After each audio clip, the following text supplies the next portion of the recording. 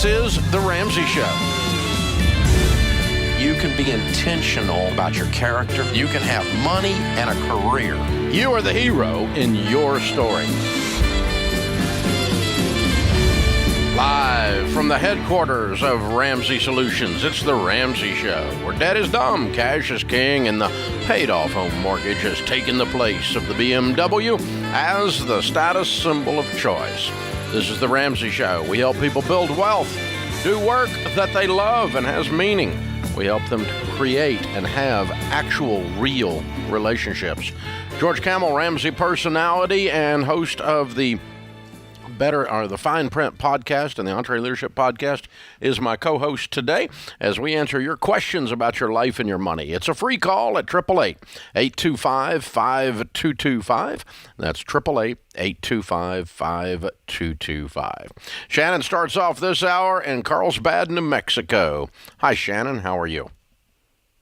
Good. How are you, Dave? Better than I deserve. What's up? Good. So I'm calling because I have a 2019 Suburban that literally broke down on the side of the road in the middle of nowhere about 2 months ago. I finally found out that it needs a new engine. It's under warranty. And basically, we are getting nowhere with GM and finding out an answer on when we will get a new engine. I have a friend that owns a body shop where we live, and I kind of said, hey, can you give us some advice? When do you think we would possibly get a new engine? Because we're getting nowhere with GM. He said, let me make a few phone calls and get back to you, and basically said I would start shopping for new vehicles.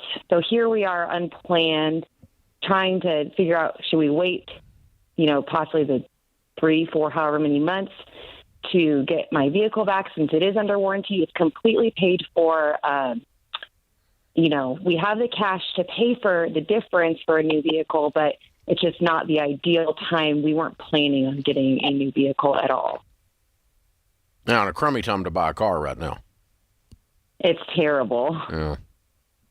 I'm sorry. What a mess. So when you talk to the General Motors folks, what are they telling you? So it's basically a back and forth of, my husband's at this point trying to see where we are in line. We could be 30 in line, we could be 900 in line. And so they told us last week, we'll get back to you. We still haven't heard back. It's basically going nowhere. Well, it's going somewhere based on the size of the foot you put on their butt. True. That's true. They said they would try to escalate it, but who knows if they actually will. I might actually escalate for them. So, I call the general manager of the dealership and explain to him you're getting ready to hire an attorney. Okay. Because they're not honoring their warranty, and you being without a car is not okay. And let's jack them up. Because I'm guessing this is a supply chain problem, because it's not General Motors' DNA to be this uncooperative. Usually they're very good about stuff. Yes, and they basically are blaming everything on COVID, and like you said, supply chain. They can't get an engine out of the dadgum factory.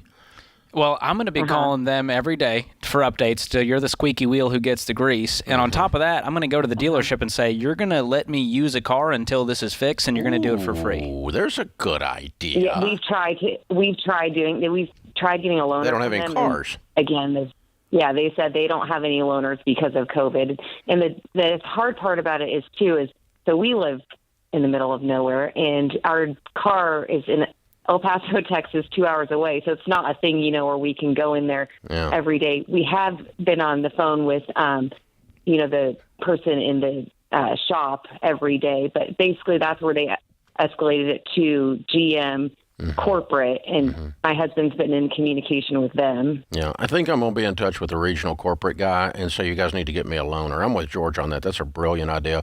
And guys, we understand that you got supply chain problems, but you need to understand I also don't have a car. Yes. And so that's a bigger deal for me than your supply chain problems. So get me a car. Exactly. And so get me a car. I'll be real understanding if you get me a car. Bring me a car. Okay, so now. You don't think just bring me a car now. Yeah. Well, yeah. Okay, yeah, that's what we've been trying to do, and then I know, but I think you're being. What we're saying is, we think you're being too nice. Yeah. Channel your inner Dave Ramsey when you show up. Yeah, I know. Well, and that's why we're going back and forth. And, we've been saying, should we just go get a different car? Because this is the second major issue that we've had with this car. Well, if you want to sell it, that's fine. Sell it after it's fixed. But in the meantime, they should provide you a car. If you jack everybody up, you still don't get a car and you still don't get an engine, and you've got the money, I guess you're going to have to go buy a car, aren't you? I know. And then sell that one when it gets fixed, right? Yes, and that's another thing, because they're lowballing us, because we've tried to say, hey, what would you give us for this? And they're lowballing us, and we do have the money to go. We are in a very blessed situation where just go buy a car and then get that car fixed and get it sold. If you can't get a loaner, and I really am going to be talking to the regional guys. I've actually had 2 people work for me over the years that used to be General Motors regional customer service reps. And so they had regional guys, and I don't know if they still do or not, but that was because that was a few years back. But and honestly, they are trained like no other to make customers happy. Now, I understand they can't make cars or engines appear out of thin air, but they can if you make it a big enough deal and go, listen, I really don't want to go legal on you guys, but I'm getting ready to hire an attorney, and we're going to make you guys wish you would loan me a car. Yeah, I agree, because I'm at the point where I'm almost don't even want to buy another GM vehicle ever. Yeah, well, I mean, you can tell them that too. I mean, that's understandable, and the sad thing is they make great cars. I've owned them all my life, but it is what it is. But here's the thing: companies out there listening, you have legitimate supply chain issues, but your customer has legitimate problems, and your job as the company solve the customer problem. They don't really care about your problem. They don't really care. Yeah, and a big part of this is to realize you have options. It's when you realize, well, we got to go get a new car because I'm going to be beating down their door until we have a solution here. And the worst case is we get a temporary car, we resell it, and hopefully we don't lose any money on it. Drive the car or buy the car you want to replace it with, and then sell the Suburban when you get it fixed. That's fine. That's a fine answer too. You got the money to do that. It's just inconvenient, and you shouldn't have to. You shouldn't have to. They should take care of you. So, and I got a feeling if you lean in hard enough and often enough, that probably you're going to get that result. That was a good fix, George. That's a good fix for the problem. I always start with kindness, and then I get a little more firm when things aren't going the way they should. And it's a hard thing to do with customer service. A lot of people have a hard time, being bad cop. Yeah. Well, I don't want to just start in chewing somebody out, but we do need to, click up the heat as we go along. And if the food's not coming from the kitchen, it's like, hello, been an hour, we need some food, and we've talked about this a couple times. Now, do I need to talk to a manager? How can I help you? Yeah. You need me to go back there and help you cook? I mean, what's the deal? I would love to see you back there in the kitchen, Food Dave. needs to come out of the kitchen, baby. I mean, you can grill. I've seen you grill. This happened the other day, I'm just saying. This is The Ramsey Show.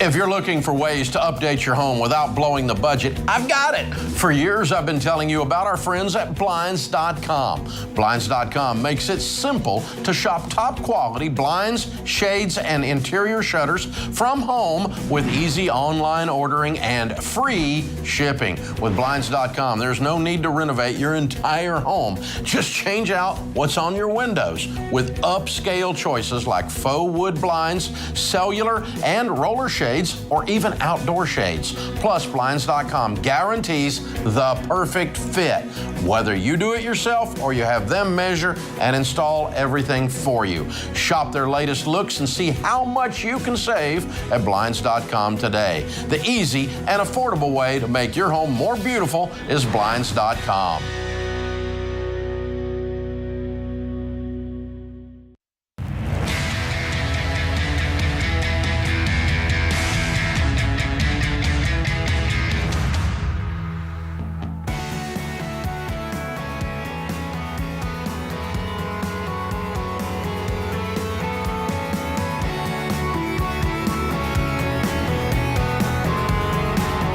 We've taught God's and Grandma's ways of handling money for 30 years here at Ramsey. And now my good friend and expert, Dr. John Deloney, is paving the way for how we talk about relationships and mental health. His brand new book, Own Your Past, Change Your Future, has been on sale now for 8 days. It's available for purchase, and it's a book everyone needs to read. It has personally changed the language I use with others.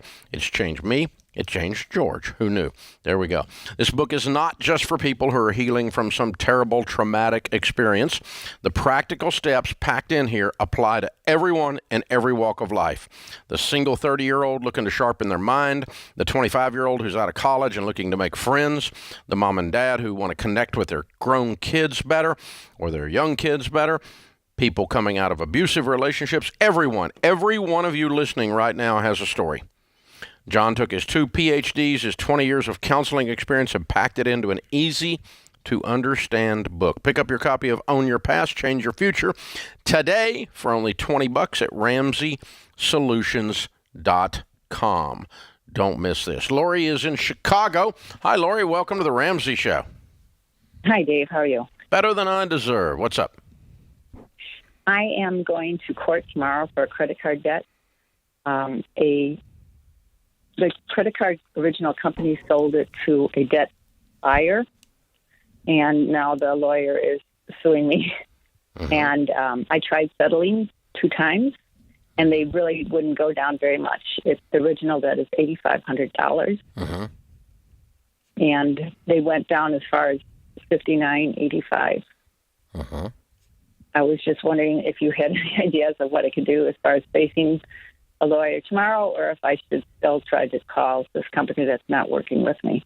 They wanted me to make payments, and I know you're not for that. Yeah, I wouldn't do that. It doesn't work out well for you. The lump sum settlement is the only way to go. Have you got the money to settle tomorrow? No, I don't have that much. I tried settling. I can give them $2,300. How much do you have? $2,300. Okay. What was the original debt? $8,550. That was the original debt, not what they say you owe. I'm not sure how that exactly works. No, how much did you borrow? How much was owed when you quit paying it? Well, it went through another collection agency. It was sold again. So No, that's not what I'm asking. I'm asking when you quit paying the credit card, how much was owed? Sorry. Years ago. A few of them. I believe it was $9,766. No. I was making payments. No, it wouldn't have gone down. Well, I was making payments to the original collection agency. Okay. All right. Well, they probably, as you've heard on this show, probably paid a nickel on the dollar for it. Right. So they probably got $500-600 in this debt. Right. Can you get any more together than $2,500? Well, I have some saved for my my taxes on my house. I mean, I'm very limited. Maybe $3,000. Okay, all right. Or maybe if you used a little bit of that tax money, if you get rid of this, it's worth it. Okay, if you go to $3,500 or $4,000 and you get rid of an $8,000 or $10,000 debt, it's going to be worth it. So here's what's going to happen. All right, when you go into court on a debt this size, it's very similar.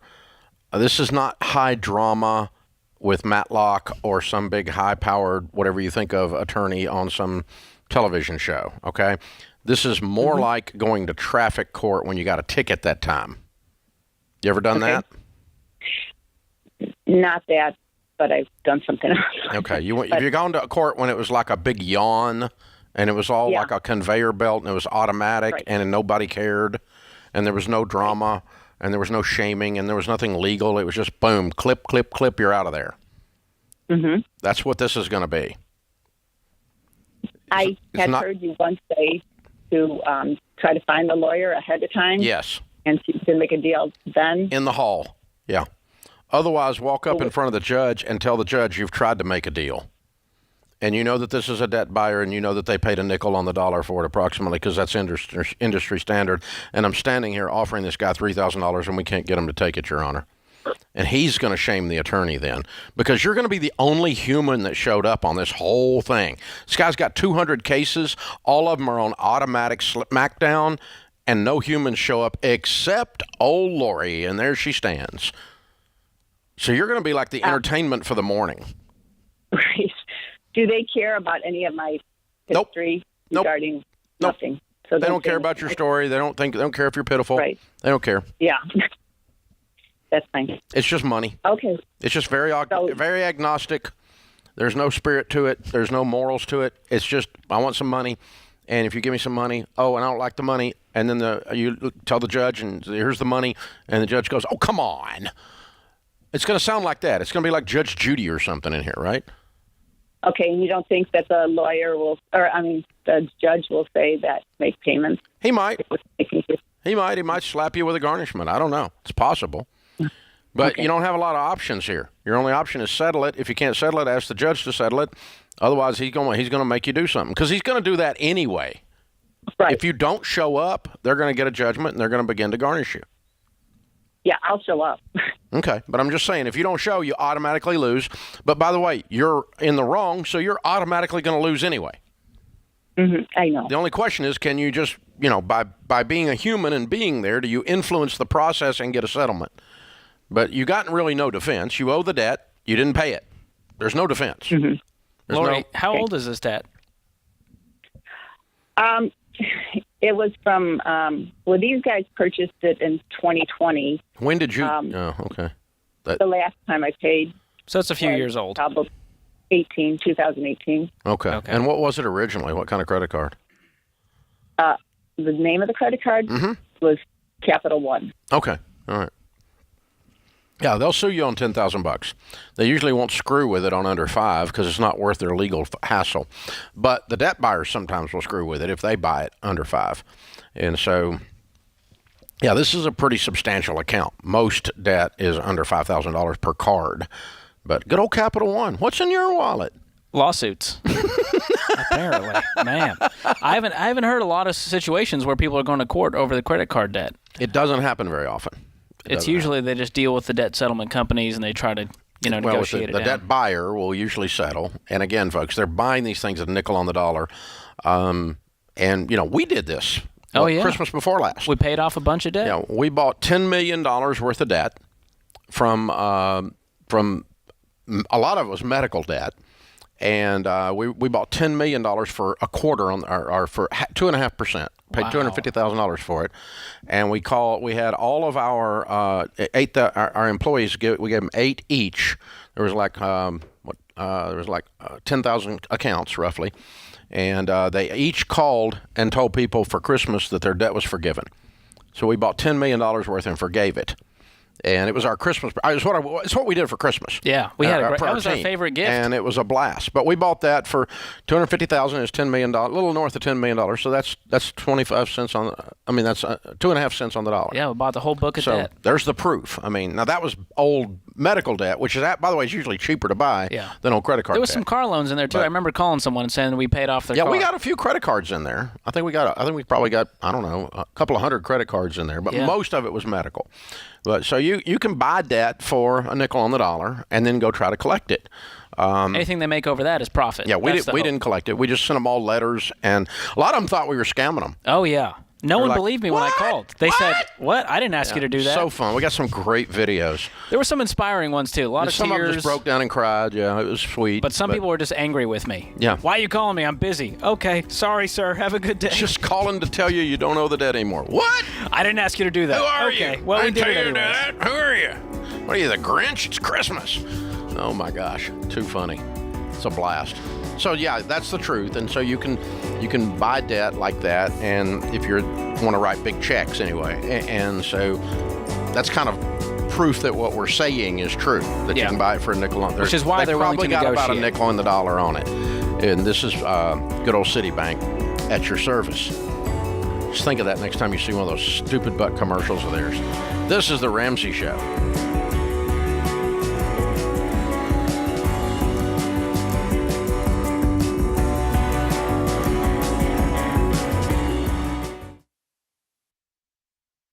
If you're considering a career in technology, I recommend Bethel Tech, and I'm not alone. Here's what Brendan said. Before Bethel Tech, I was driving Uber. Within 4 months of graduating, I got a job paying $60,000. About 2 years after that, I got a remote job that pays me $130,000, all thanks to what I learned at Bethel Tech. You could be next. Get started today at betheltech.net and get $1,000 to $2,500 off of your tuition. Again, it's betheltech.net/Ken Coleman.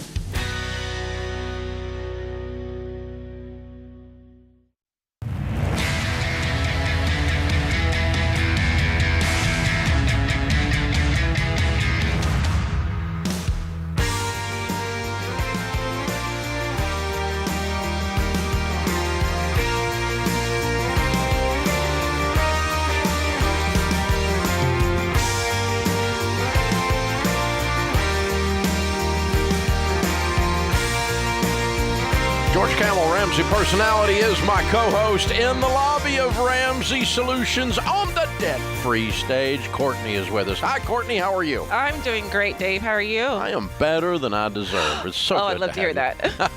Where do you live? I live in Houston, Texas. Good. Fun. Welcome to Nashville. Yes. All right. How much debt have you paid off? I paid off $113,874. I love it. And how long did that take? It took me 30 months. Good. And your range of income during that time? Between $74,000 to $90,000. Cool. What do you do for a living? I am a director of marketing. I work in real estate. Good, good. And what kind of debt was your $114,000? So most of it, about $94,000 of it was from student loan debt, and the rest was from my car loan. Okay, cool. Yeah. What'd you get your degree in? I got my degree in health science and biology. It was totally different from what my career is. So that's okay. Yeah. Now you're making money. Life's good. Yes. And you paid it off. That's the other thing that's good. So good for you. So how long have you been out of school?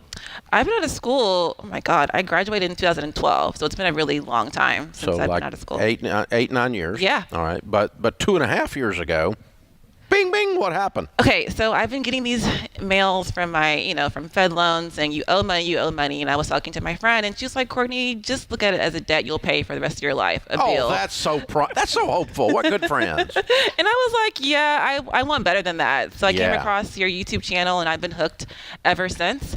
I purchased the Total Money Makeover. I listened to podcasts. I mean, I was hooked on you. And I got debt free because of you, and so I'm thank you for that. Well, thank you. Wow. Way to go. You did the work. Yeah.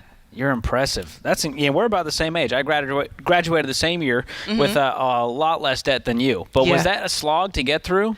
It was. It was a slog. I had to really use that debt snowball method to really take it piece by piece, because looking at it full on, I was terrified. I was like, I'll never get it done. But doing it smaller by smaller, it helped me really accomplish that goal. Yeah. So, when you look at that debt and you're like, I don't even make that much. How am I ever going to make these payments? And you started doing the debt snowball. Was there a moment where you were like, oh, this is working. I see the progress. Yeah, I think my third or fourth loan I paid off, I was like, okay, I can do this, chugging along. And I had my mini victories for those ones that I did pay off. So it made it much better getting to the final destination. That's fun. What was those mini victories? Did you celebrate in some way? I did celebrate. I might have bought a pair of shoes or something small. Sorry, Dave. I wasn't on rice and beans the whole time, but I just had to, give myself a little small treat yourself moment. Yeah. So I had to do that for myself. Yeah. Well, you were very reasonable. Yeah. I might celebrate, but it wouldn't be shoes. Not shoes. Yeah.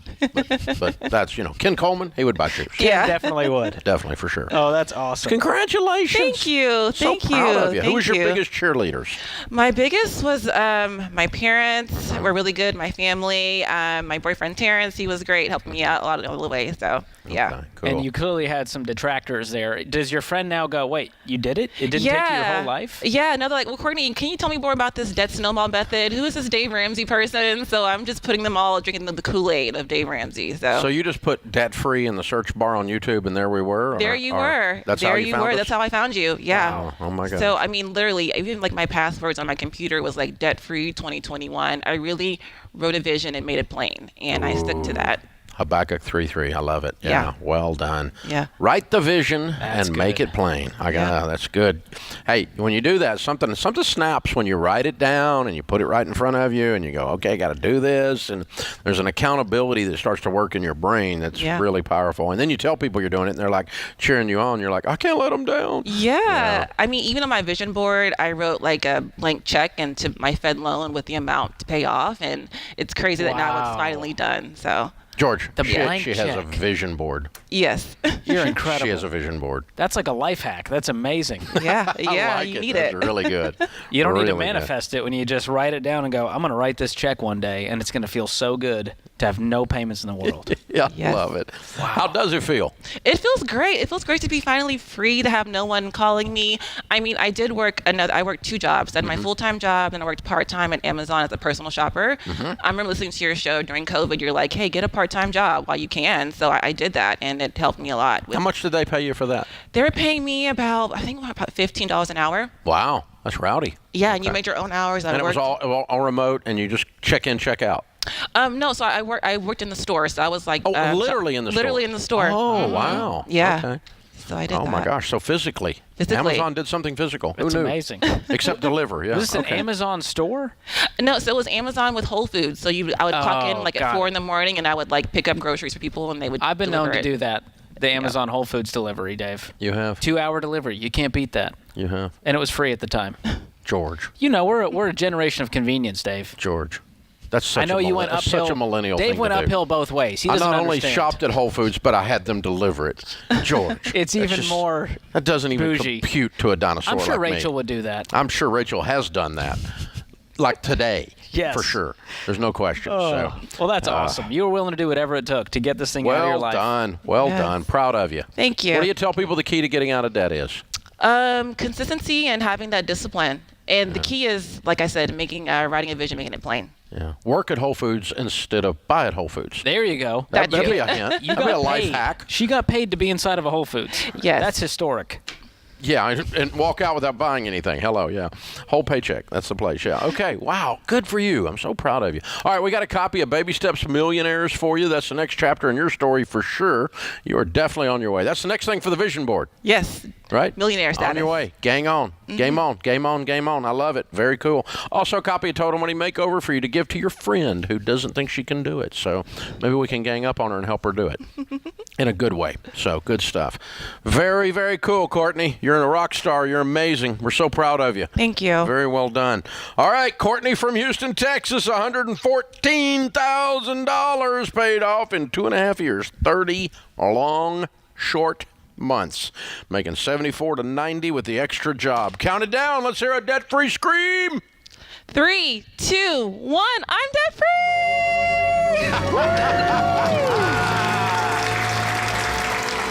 Yeah. Wow. Reminds me of that Henry Ford quote. If you think you can, you think you can't, you're right. You're right. And she thought she could. And she was right.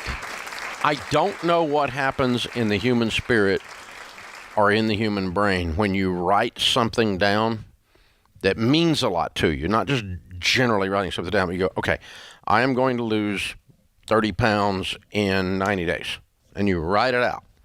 As soon as you write it down, something snaps. I'm going to increase my income to $100,000 this year.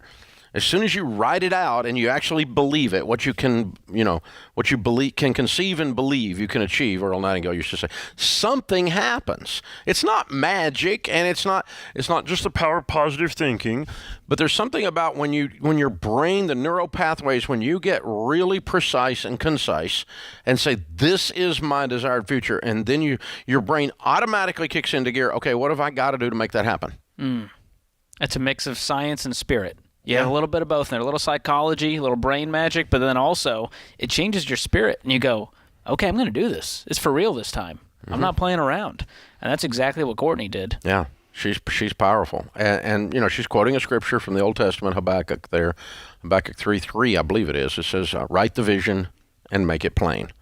And so take your vision, write it out. And that's just not hocus pocus, and it's not just goal setting is magical. It's not magical unless you go do the work to cause the thing to happen. I mean, if you write down, I'm going to lose 30 pounds, and then you eat a bag of cookies 20 minutes later, probably not on track, right? So, well, before I get started, no. So, It's a I don't know catalyst. anybody that's done that, but I could probably do it. yeah. So you got to write this out, and something happens, or something, your brain just goes zoop, and it starts focusing. And all the distractions out here, the things that were causing you to bounce off the walls and not hit your goals, they start to be minimized, and the things that cause you to hit your goals start to be maximized. There's something about it. Yeah. And so and really, you know what a budget is? vision. It's written goals. Yeah. Written goals for the month. That's all it is. If you think you're going to pay off Sally Mae for the rest of your life, you're probably right. And if you think you're going to pay her off in 2 years, you're probably right. Yep. It's amazing how that works. Yep. Because you will find your way at 4 a.m. into a Whole Foods to pack groceries. That's right. This is The Ramsey Show.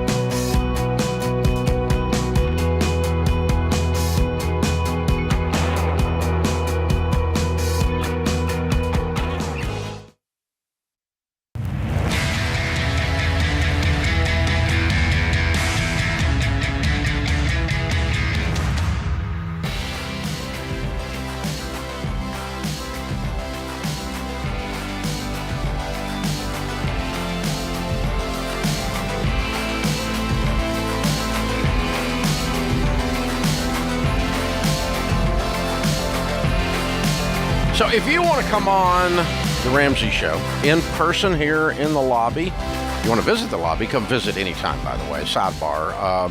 It's here in Nashville. Our visitor center is pretty stinking incredible. All kinds of timelines and wonderful things. You can enjoy the whole Ramsey experience here. Free homemade cookies. Oh my gosh. And coffee and all kinds of stuff in our snack bar. We got a big bookstore area. And you can sit and watch the show if you'd like. It's taped in the afternoons. Not taped. It's live in the afternoons and is also taped while we're doing it live from 1 to 4 Central Time. So if you're in the Nashville area, put us on your stop. We're a little bit south of Nashville in a wonderful town called Franklin, Tennessee. Now, if you want to do your debt-free scream on the phone, you can do that. A lot of people do. But these days, a lot of people go, the way I'm going to celebrate debt freedom is I'm going to make a trip to Nashville because it's a cool city, and I want to see the city, and I'm going to use this Dave thing this Ramsey thing as an excuse for doing that. So if you want to do that, you go, George, you need to go to the website and fill out what's going on. So what do you? Yes, RamseySolutions.com/debt-free scream will take you straight to the form to apply. Okay. Now, the idea of the debt-free scream is two things. One is it is a chance for you to celebrate the transformation that has occurred in your life and in the life of your family. And we want to celebrate that milestone with you. Also, the benefit of that is there's probably 1,000 or more now posted on our YouTube channel. We put all the debt-free screams on the YouTube channel, and so you can just sit and watch them for days. But your debt-free scream is to motivate others, to tell other people that this can be done. Now this, when we say this, George, that's an important qualification. What is this? This is to become debt-free and stay debt-free. Yes. And so you've got to follow the plan to a T. And still be following it. To this day. Which means maybe you're not using a credit card anymore. Not maybe. It means you're not using a credit card anymore. And so let me help you with this.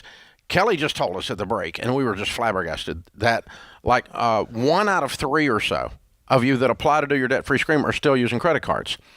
Let me tell you what happens. We throw you in the trash bin. In the digital trash bin. We don't want to motivate other people to be like you. We want to motivate people to be not like you. And so that's the whole thing. Get out of debt, stay out of debt. You're not using your stinking credit cards anymore. And you're not violating 6 other things we teach around here, every day, because that's not consistent with, we're trying to create a transformed life here, not just a simple number that you paid off the debt and then you're going to go back in. Yeah, the debt-free screams are not for those that are Dave-ish. It's fine if you did that. Or Ramsey-ish. Yeah, it's fine if you did that, but we want to celebrate. At all. We want to celebrate the people who really made the sacrifices, who had that full 180 life transformation. So there's a series of questions when you go fill out the form at RamseySolutions.com/debt-free scream, and some of those questions involve your financial habits. And so make sure that you answer those honestly. First of all, don't skirt around the process. Kelly will sniff you out. But we get thousands of applications every year. You have to get in quite a line to do your debt-free scream. There's a lot of people wanting to do it that are actually doing this stuff. So we tell people to apply months ahead of their debt-free date because there's such a long line ahead of you. But you're going to get thrown out if you don't do it the right way. And like Kelly mentioned, 40% of you said, I'm using a credit card still. And which means, hey, more room for the other 60% who followed the plan. And here's the thing. It'll save you a lot of time to just not even fill out the application because you're not going to be on, okay? And, well, Dave, I don't like that. Well, then get your own radio show. This is mine. So, and I get to do what I want. It says Ramsey on it. Isn't that magic? So, it's not fair, Dave. Yeah, that's it. So you can do your own debt-free scream on your own YouTube channel. Yeah, that works too. Make it up. Just jump out there and all 6 of your followers, and they can see you do it. So, but if you want to do it here, we're going to celebrate the proper kind of life transformation that sticks and that is generational, and everything's going through. So no credit card use, and don't be ishing the stuff we talk about. Don't borrow from your 401k. We don't want to lift that up. That's not what we want to encourage people to be. It's not that we're mad at you. Well, you're just being snobbish. No, we have a very dialed-in purpose for this. It's to motivate people to do things that we teach and have taught for 30 years because they work, because they're good for you. It's and it's kind of unsatisfying for us to sit and watch you have to do stuff. So we don't want to do that. But Dave, we're missing out on the debt-free screams where they go, Dave, the way I got debt-free was my credit card points. Yeah, that's how I did it. I missed that. I borrowed from the 401k, Dave. That's how I got debt-free. Yeah, I borrowed my way out of debt. That's how I got debt-free.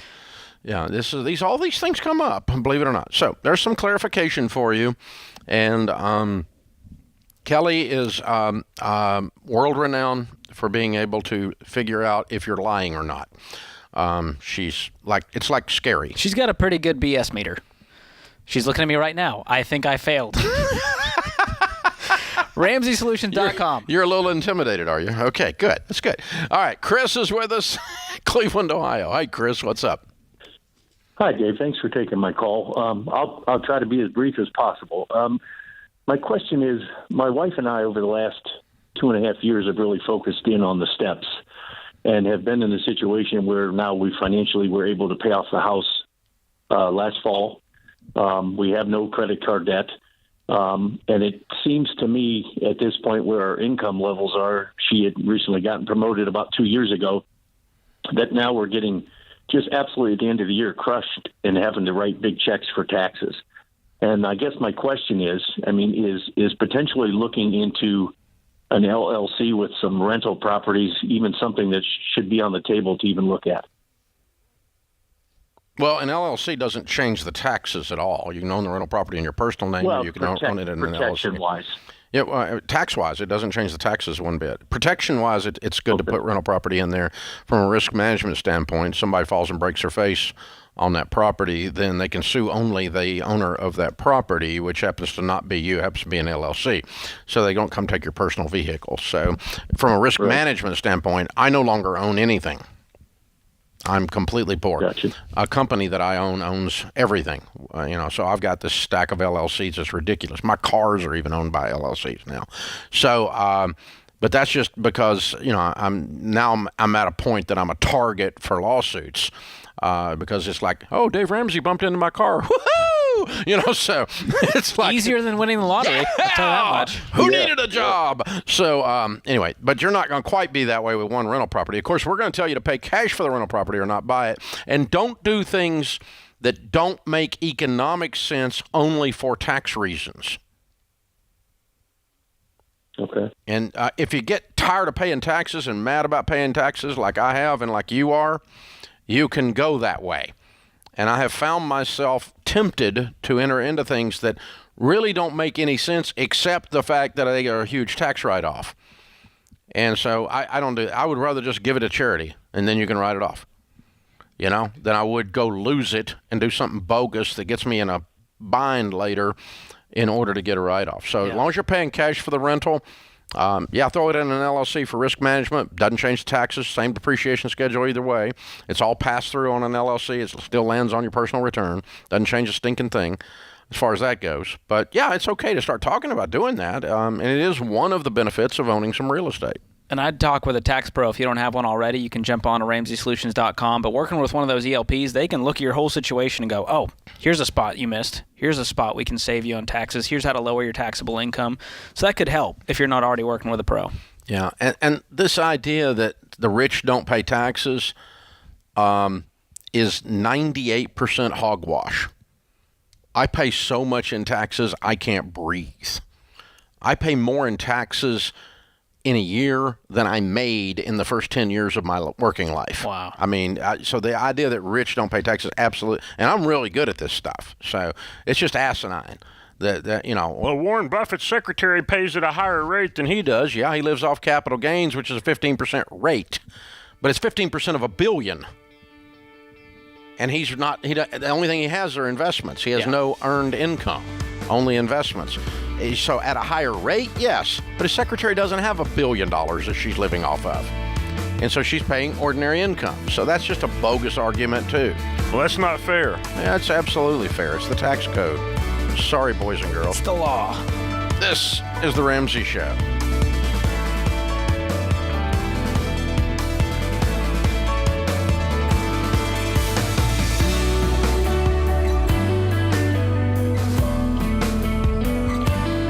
Do you love a good Dave Rant?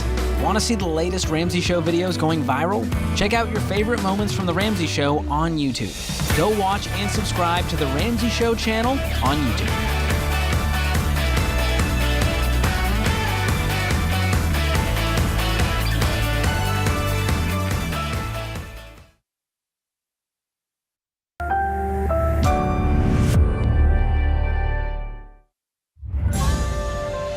This is The Ramsey Show.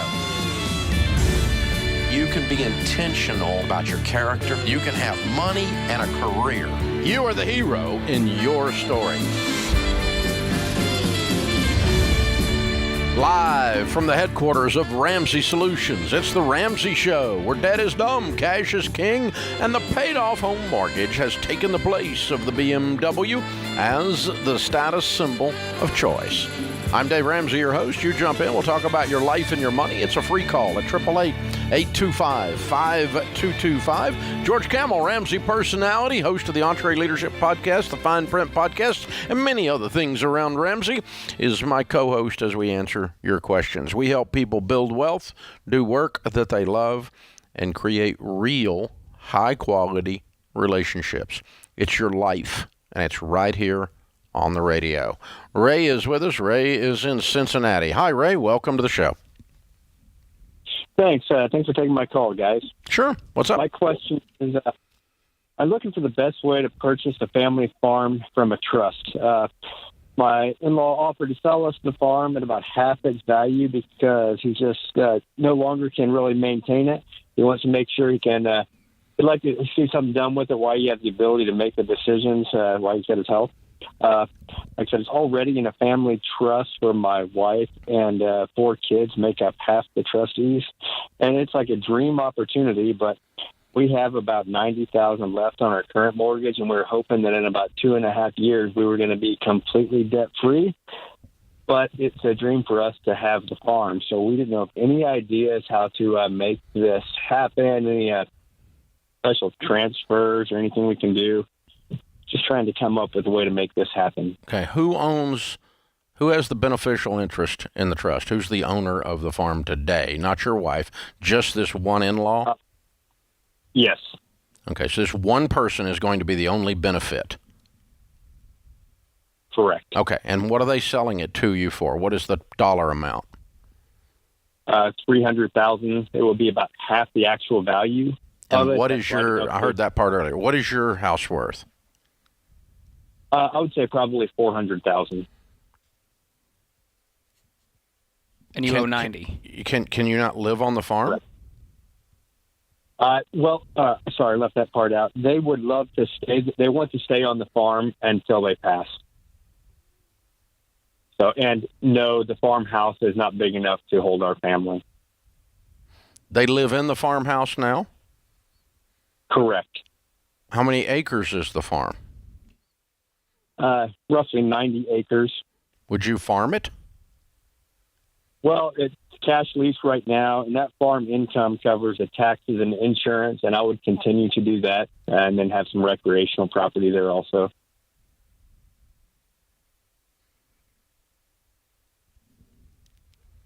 So when the person passes, what will happen to the farmhouse? Will you live in it?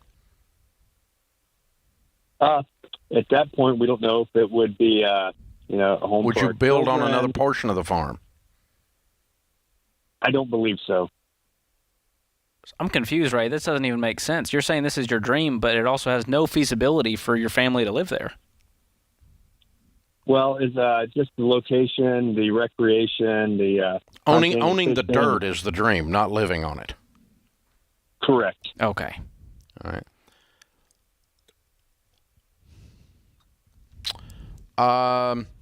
Well, here's what I'd think about doing. All right. I'd think about carving out 1 acre around the house that the person wants to live in, give them a life estate to that house and 1 acre, not to the entire property. Okay? I would sell your house and move into a rental and buy this property. Now you own it. Okay? Then you've got two options. One is start saving like crazy for a good, strong down payment on a house, or start talking about building on this property and getting a construction loan to do that. How far is it from your work? 30 miles. How far are you from your work now? 25. No, okay, that's a break even. So I'm going to challenge you to find a corner of the property, not right square in the middle of the stinking thing, and look for a building site. All right. Okay, so really, then you're only going to be in debt what it takes to build a house, because you're going to be able to pay cash for the property when you sell your property. Yes. Okay. How old is the people living in the farmhouse? Late 70s.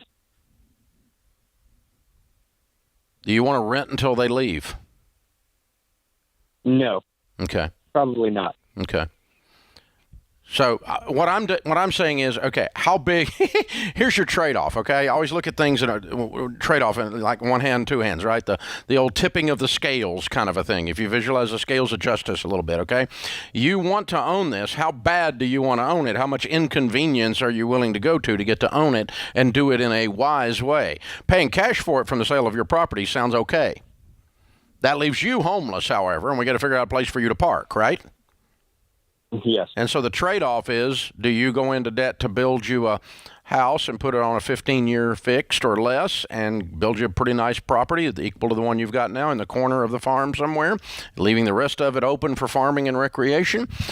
You maybe turn the little farmhouse into a rental when the people pass, the uncle passes or whatever, or you just go rent and start piling up some cash and reassess your options, but now your dream is. So are you willing to, on the negative side, to rent or be inconvenienced in order to live this dream, or you want your cake and eat it too? If you want your cake and eat it too, you're going to break yourself. You don't have enough money. Yeah. The thing is, when they pass, my wife and the kids become 50% owners in it at that point anyway. But then I think things get messy, and that's what I kind of worry about. I agree. Go ahead and close on it. I'd sell the one you live in. I'd do the deal. Okay.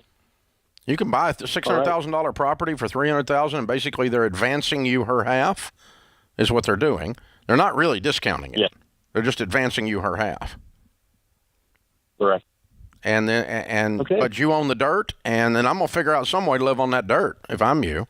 And how desperate do you want to be on that? I mean, people have done some crazy things that I wouldn't do that have called this show, like roll a trailer, a $5,000 trailer up on there and park it or something. I'm not living in that, but because I'm a snob. But but you figure out you're coming out of a $400,000 house, so I'm not making that as a viable suggestion. Okay, but what would Ramsey's do? I like dirt.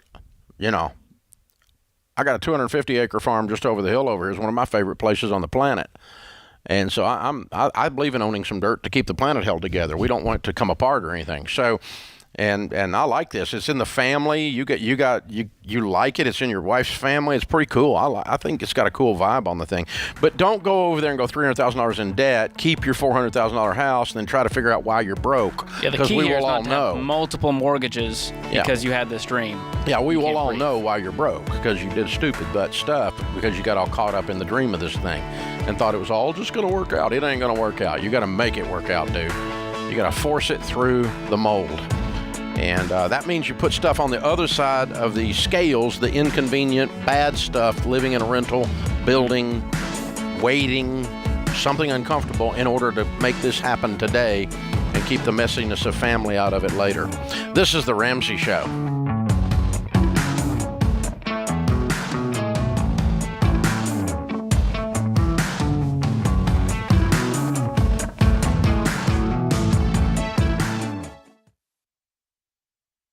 Chaos. That's what it can feel like when your business is growing so fast you've outgrown your financial and accounting software. The faster you grow, the more likely you are to lose control of the numbers. And here's the reality. If you don't know your numbers, you don't know your business. That's why we use NetSuite by Oracle, the #1 cloud financial system. Over 28,000 companies use NetSuite by Oracle, including Ramsey Solutions, because NetSuite gives us a single view of everything we need to make daily decisions. Whether you're making a few million to hundreds of millions a year, NetSuite gives you the visibility and control of the things you need to grow, like your financials, inventory, HR, planning, budgeting, and more, all in one dashboard. Go to netsuite.com/Ramsey right now to get their free white paper. Jumpstart your CFO career.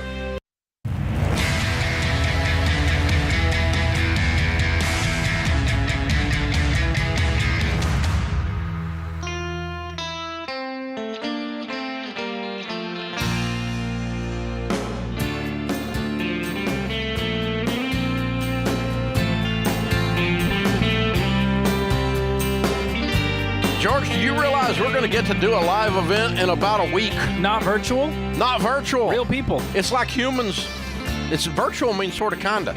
Yeah. We're not sort of kind of doing it. We're really freaking doing it. Game on. It's human beings, and it's going to be about 2,000 of us there in Las Vegas. We'll be there May the 5th. That is next Thursday for most of you. And we are looking forward to being there. We're going to be doing one of our Building Wealth live events. We're doing them all over the nation this spring and fall. Rachel Cruz, George Camel, and I. And we're adding Dr. John Deloney and King Coleman. That's nice into the mix. And be discussing things that are going on in America right now. Things that people are talking about. And how do you really build wealth in this current environment, in this current situation? Las Vegas is next week, May 5th. 2 weeks later, Orlando on May the 19th. And that's followed by the EntreLeadership Summit the following week there in Orlando. We'll be down there for 4 days doing that. That's going to be about 3,000 folks, small business leaders from all over America. A lot of fun. And then in the fall, we will be doing Sacramento, November the 1st. Minneapolis, November the 10th, San Antonio, November the 15th, and we'll be adding one more city very soon. The mystery will be unveiled. I heard today the contract is coming in. I didn't even know. So this is news to me. We have to get the venues under contract these days before we can actually start talking about them because, well, people are just weird. Plans change. So there you go. Yeah. Yeah. And on top of that, Smart Conference, October 22nd in Dallas. That's right. So we've got a whole bunch of events. Over the place. George, we're going to get some work out of you. That's what I'm saying. We'll get some miles, too. That's what I'm saying. Crack the whip. Tickets are $25 each for these Building Wealth live events. A 4-pack, however, you can get. One of you couples, bring another couple with you that are friends. Y'all make a great night of it. You're going to be entertained. You're going to leave inspired. You're going to know what to do to build wealth. You're not going to be under any illusions of any get-rich-quick stuff or anything like that. $60 for a 4-pack. That's only $15 a piece. You can't buy a pizza for that. So come out. We would love to have you. Again, Vegas, there's a few tickets left for next week. If you want to come, Orlando, just a couple. You better get them quick. May, they're just about sold out for here in May. May 5th, May 19th, and the ones for next fall are already over half sold out. Wow. And so don't People wait are around. itching to get out. Go, I wish I'd gotten my ticket. Go. They're not that expensive. Go get them. My goodness gracious. Yeah. RamseySolutions.com/events is the place to go. That's exactly right. Thanks for that reminder. Blinds.com is our question of the day. Find out for yourself why Blinds.com is the #1 online retailer of custom window coverings. Free samples, free shipping, new promos all the time. You save money. Use the promo code Ramsey to get the best deal. It's magic. Today's question comes from Davin in Florida. I'm a 45-year-old single dad who has been financially irresponsible for most of my life. 2 years ago, I became a full-time firefighter with great benefits. Now I have a deferred compensation plan, save religiously towards my son's prepaid college expenses, and I'm putting $120 a month into an index fund. My monthly expenses are my mortgage, living expenses, $600 child support, and a $200 Chapter 13 bankruptcy payment. I'm hesitant about stopping my current investments and my son's prepaid college to pay off the $10,000 of Chapter 13 debt only because I've started so late in the game. I have no other debt. Should I continue on the course I'm on, or should I stop all retirement investments and put it towards the bankruptcy debt? What an interesting predicament he's found himself in. Well, I don't see this any different than a different type of debt. I'm putting this in the debt snowball. I'm pausing all investments, and I'm going gangbusters to get rid of this debt really fast. Yeah. Davin or Davin, however you pronounce it, the truth is when you get the debts paid off and you're out from under the Chapter 13 bankruptcy, that's going to put your financial irresponsibility and the shame associated with it in the rearview mirror. Today, you get a monthly reminder. It's like I have to write, I used to be stupid check every month. You don't want to keep doing that. You want that in your rearview mirror where grace belongs, and look out the windshield towards a beautiful, bright future. What little ground you lose by stopping temporarily your investing while you clear up the debt, you will be able to make up very quickly. And I will tell you that some of the most successful people following our plans are first responders. Firemen in most areas, the way their schedules are put together, have an unbelievably fabulous opportunity for a side hustle. And a lot of them make more on their side hustles than they do, or as much as they do being a firefighter. And so I know a bunch of them that build decks and paint houses and do all kinds of stuff, got great side businesses in their off days because you're off half the time. And then when you're on completely. So you did say you're a single dad, so I don't know what that entails here in terms of being able to do the side hustle. But all of that to say, there's something spiritually, emotionally, psychologically significant about putting that bankruptcy in your rearview mirror. Plus, you're getting out of debt. So let's George is exactly right. And that'll increase your cash flow on top of that. On top of the spirit part. Mathematically, you'll be able to do all your stuff better. Triple the money to invest instead of $100. And by the way, I wouldn't do prepaid college ever. I would do a 529 in good mutual funds. You don't want to prepay a college because you might not go there, and you might not go in that state. And I don't know how they've got it set up. And when you prepay something, your rate of return on what you have prepaid is the inflation rate of the item. College has traditionally been a 7%, 7.2% over the last 50 years is the inflation rate on tuition. And so you're making 7% on your money instead of 10 or 12% in a good mutual fund. And so you should be in a 529 good mutual funds, not in a prepaid college anyway. And on top of that, some of the states that you people are paying into your prepaid on, they are awful with money. Like Illinois. Did you cough or did you say a state? Sound like that. Illinois, yeah. But, horrible financial condition. And I don't really want to park my money with this institution that is completely out of control. So, no, don't do that. Good question. Shelby's in Fort Worth, Texas. Hi, Shelby. Welcome to the Ramsey Show. Hi, Dave and George. Thanks for taking my call. Sure. What's up?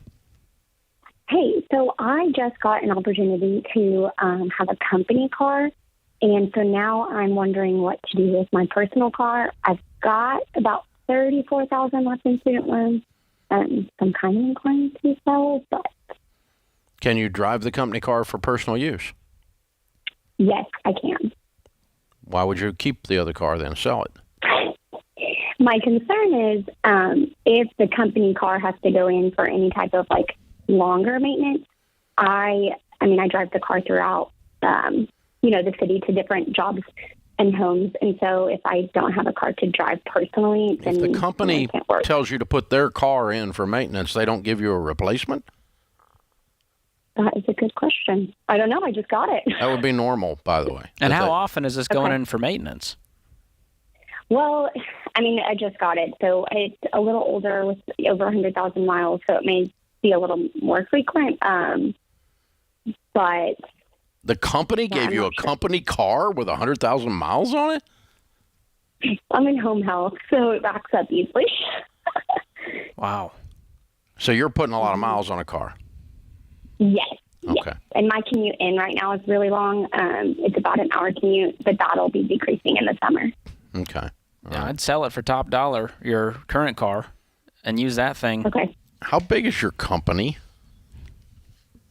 We're pretty big over the state. I'm sorry? We're pretty big all over the state, yeah. Okay. Because they cheaped out on the car, and I was just curious why. Oh, I don't know. It was not supposed to be a permanent thing. I was just supposed to have it for a couple months, and then it kind of turned into a long-term thing. So, I don't know how long they typically keep their cars. It could be at the end of its cycle. Okay. All right. And I would get rid of it. You don't have any reason to pay bills on a car sitting in your driveway. You can get you, if the whole deal falls apart for whatever reason, go get you another car. If the car goes in for extended maintenance, rent a car for a short period of time. All of that will be cheaper than owning a car that's sitting in your driveway, paying tags and insurance, and in general, the thing's going down in value. It hasn't lately, but in general it is. So I'm getting rid of it. Thanks for the call.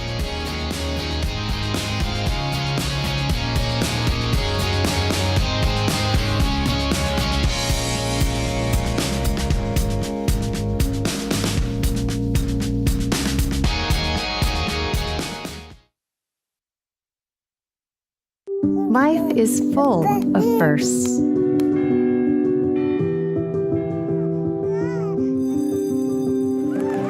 As the first and longest-serving Christian health cost-sharing ministry, CHM has shared medical expenses for its members since 1981. We believe you should have the freedom to focus on your health while being supported by a community of believers, giving you the opportunity to create many more firsts.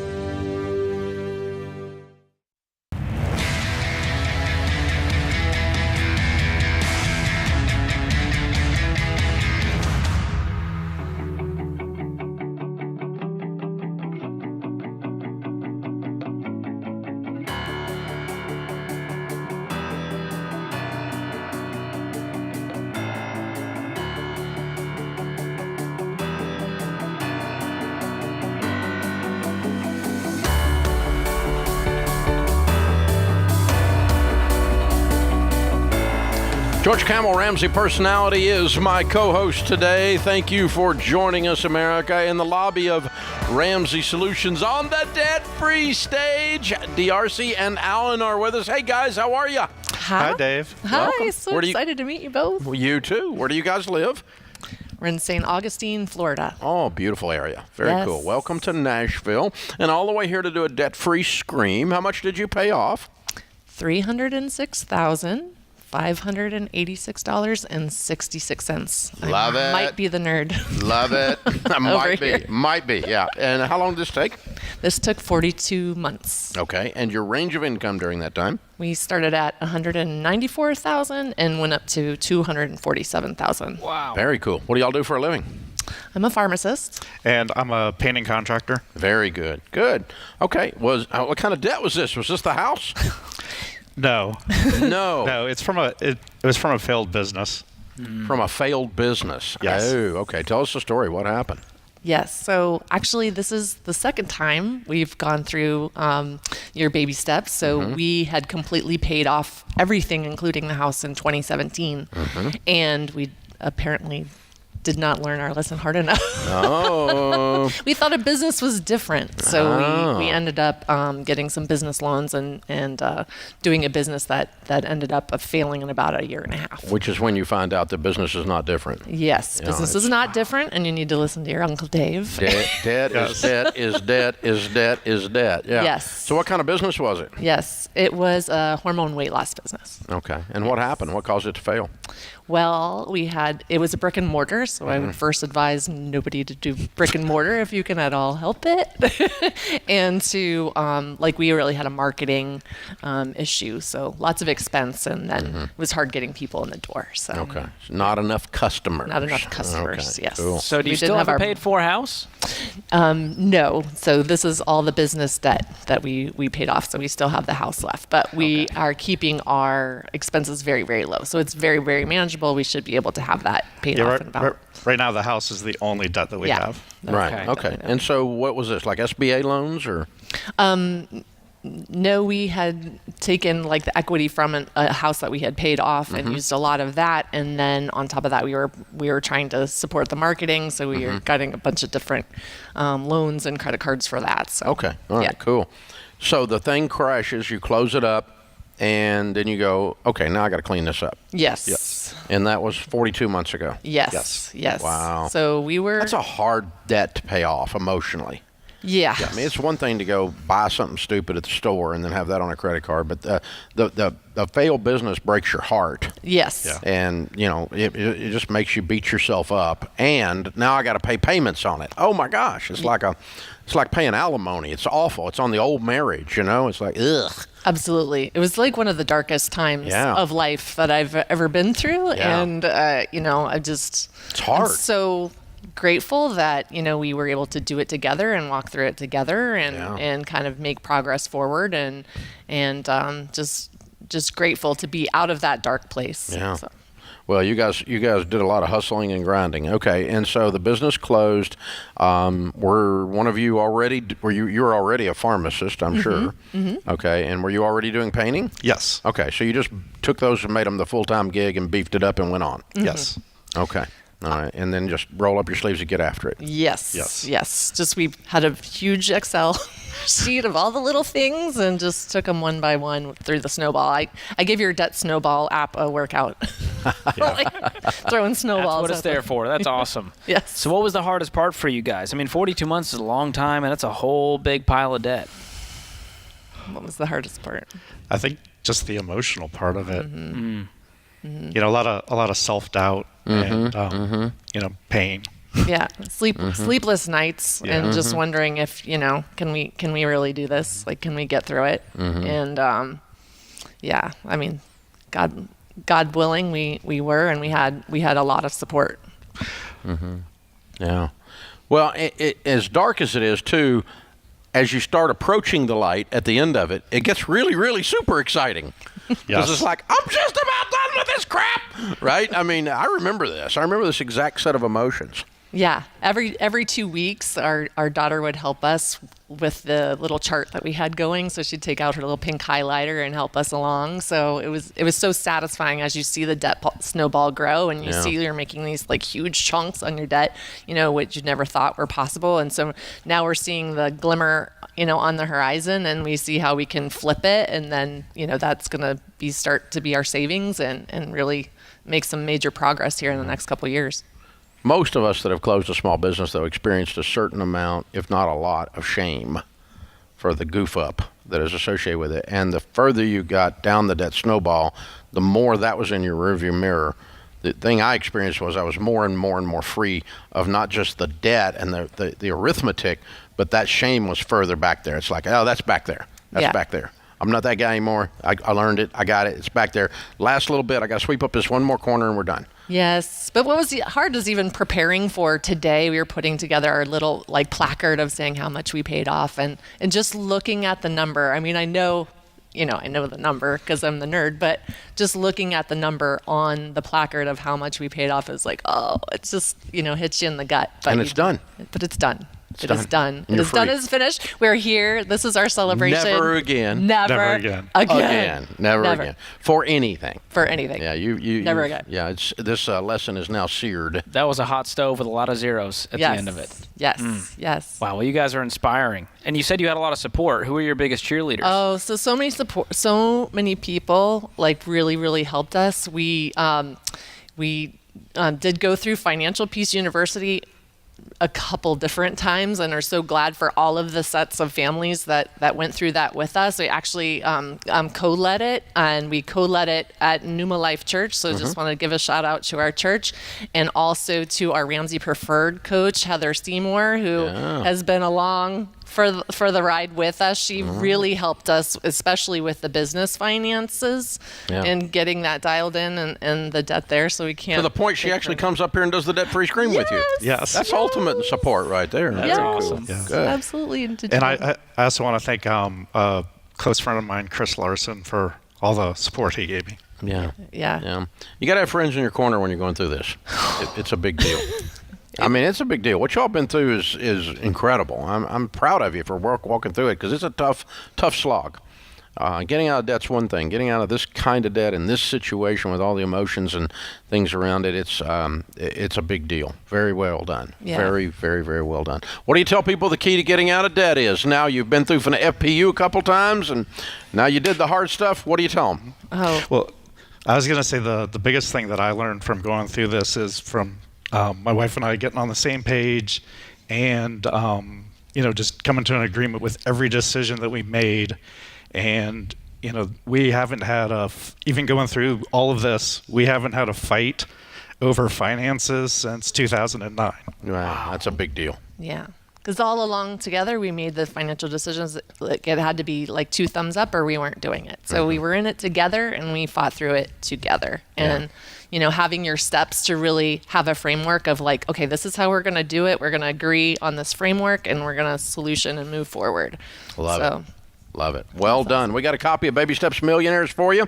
That's the next chapter. You're on your way. Thank you. I love it. And a copy of Total Money Makeover for you to give away to somebody in your FPU group or somebody you want to stir up a ruckus with. I love it. And have to say hello to Genevieve and Campbell, our kids that are at home. You got it. Very cool. Hi, guys. All right, DRC and Allen, St. Augustine, Florida, $307,000 paid off in 42 months, making $199 to $247. Count it down. Let's hear a debt-free scream. 3, 2, 1. We're debt-free! Yeah! Whoop, whoop, whoop, whoop, whoop, whoop, whoop. I felt that one deep down. Yeah, that was real stuff going on there. Never gets old. This is the Ramsey Show.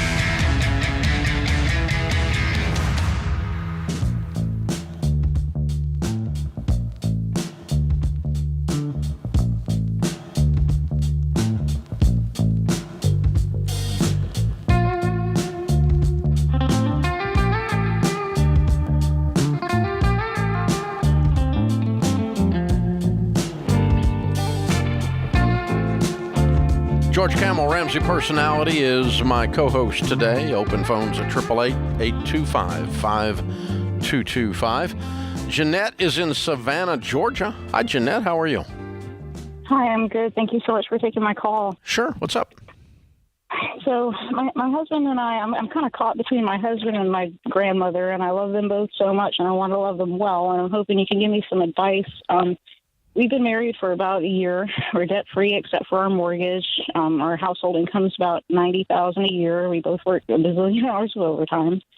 And I've been financially supporting my grandparents since before we got married. And we agreed that I'd continue to do that for them because they're on a very fixed income. And that comes out to about $700 a month that I help to pay their rent. When my grandfather passed away very suddenly in June of last year, her income, of course, took a big hit because now there's just her Social Security.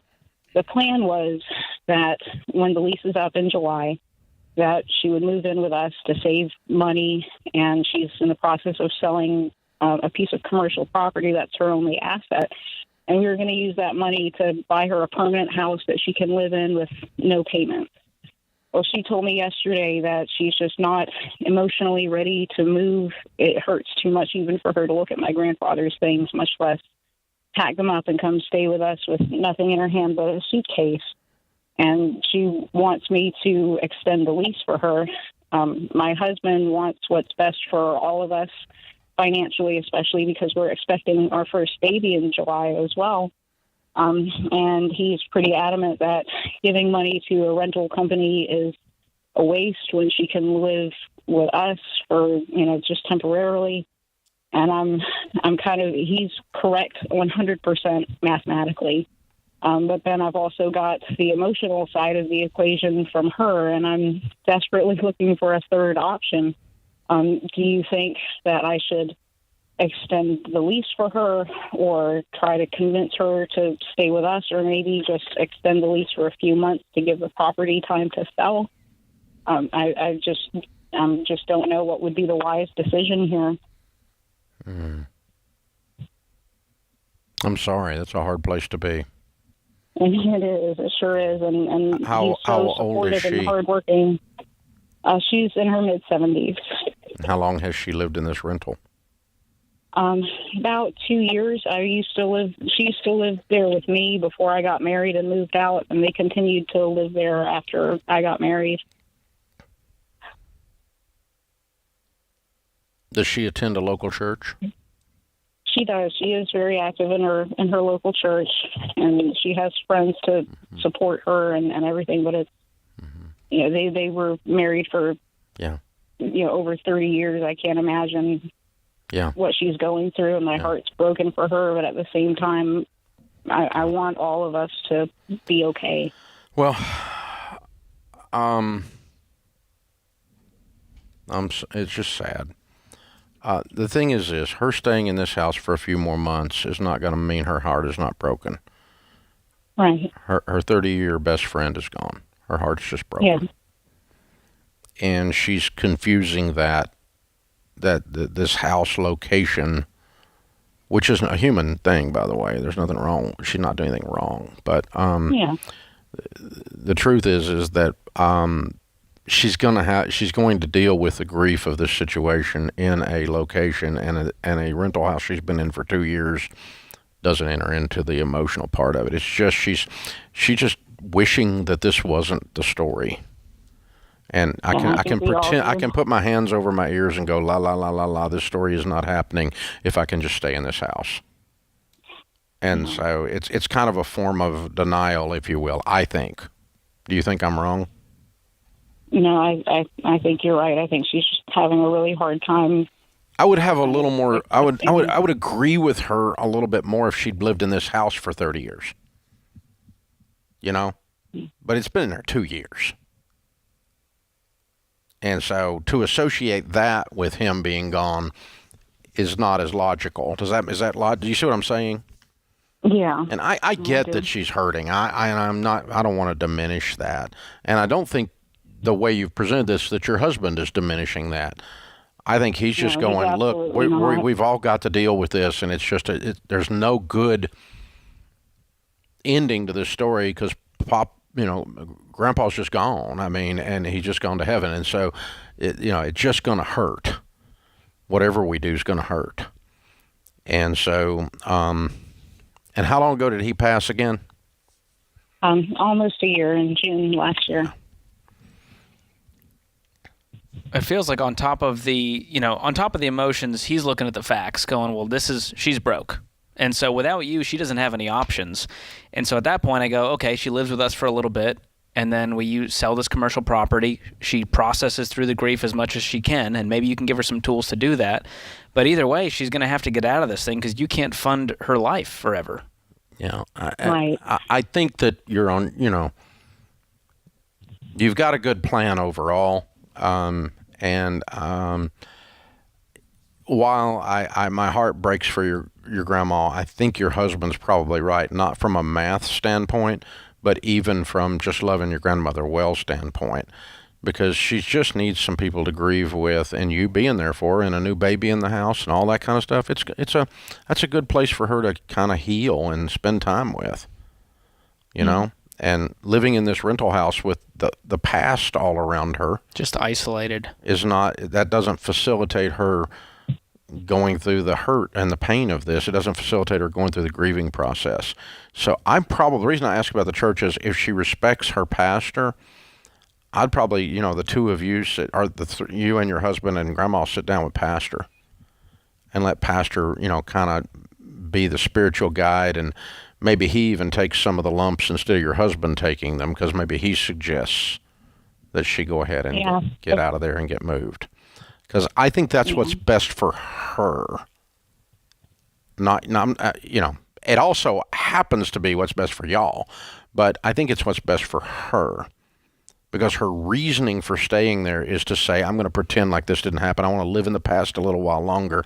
That's going to make me not hurt and not walk through the process of the grief here. And I want her to Dr. Deloney always says grief demands a witness. And so when she's got you and your husband and the new baby, and she's right there, and she's not lonely. She's not sitting there in that rental house by herself watching some stupid television thing, You know what I'm saying? I think it's just best for her. Okay. And I know that you're right. I know that he's right. It's just, it's so hard for me to watch her cry, so. Yeah. My point is she's really not crying about a rental house. Yeah. She's really crying because Grandpa's gone. Yeah. And that's okay. She's supposed to cry. I mean, I've been married 40 years. We plan on me dying before Sharon because I won't do well without her. It's part of the estate plan. I predecease her. I mean, it's the way we've arranged it. As long as there's no more details about how that's going to go down, then it gets scary. Yeah. What's Sharon planning over there? Don't ask about Sharon's plans, okay? But yeah. Oh. Well, Jeanette, I'd love to send you a copy of John Deloney's new book, Own Your Past, Change Your Future. I'm hoping it gives you some tools, maybe some tools for Grandma. Maybe you guys can go through it together. I don't know what that looks like for you, but we'll have Kelly pick up and send you guys a copy because I think that can give her some tools, some resources to process through this very, very difficult thing. Yeah, I do think the pastor with his arm around her and you and your husband sitting there and y'all praying and her crying through this decision is probably going to help her. And I don't want the end of this story to be your husband ends up being the bad guy to Grandma or to you, either one, because he's not. And you did not describe him as belligerent or greedy or this is not about money. And in just thinking it through it with you here on the air, it really does appear to us that it's really what's best for her emotionally, psychologically. Oh, and the finances also happen to line up. This is The Ramsey Show.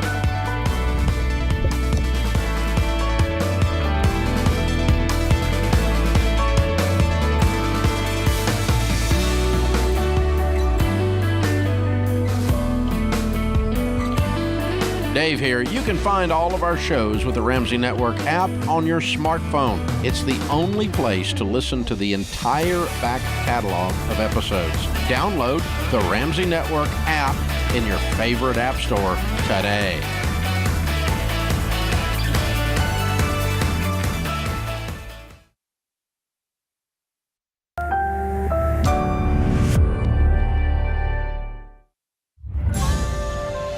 This is The Ramsey Show.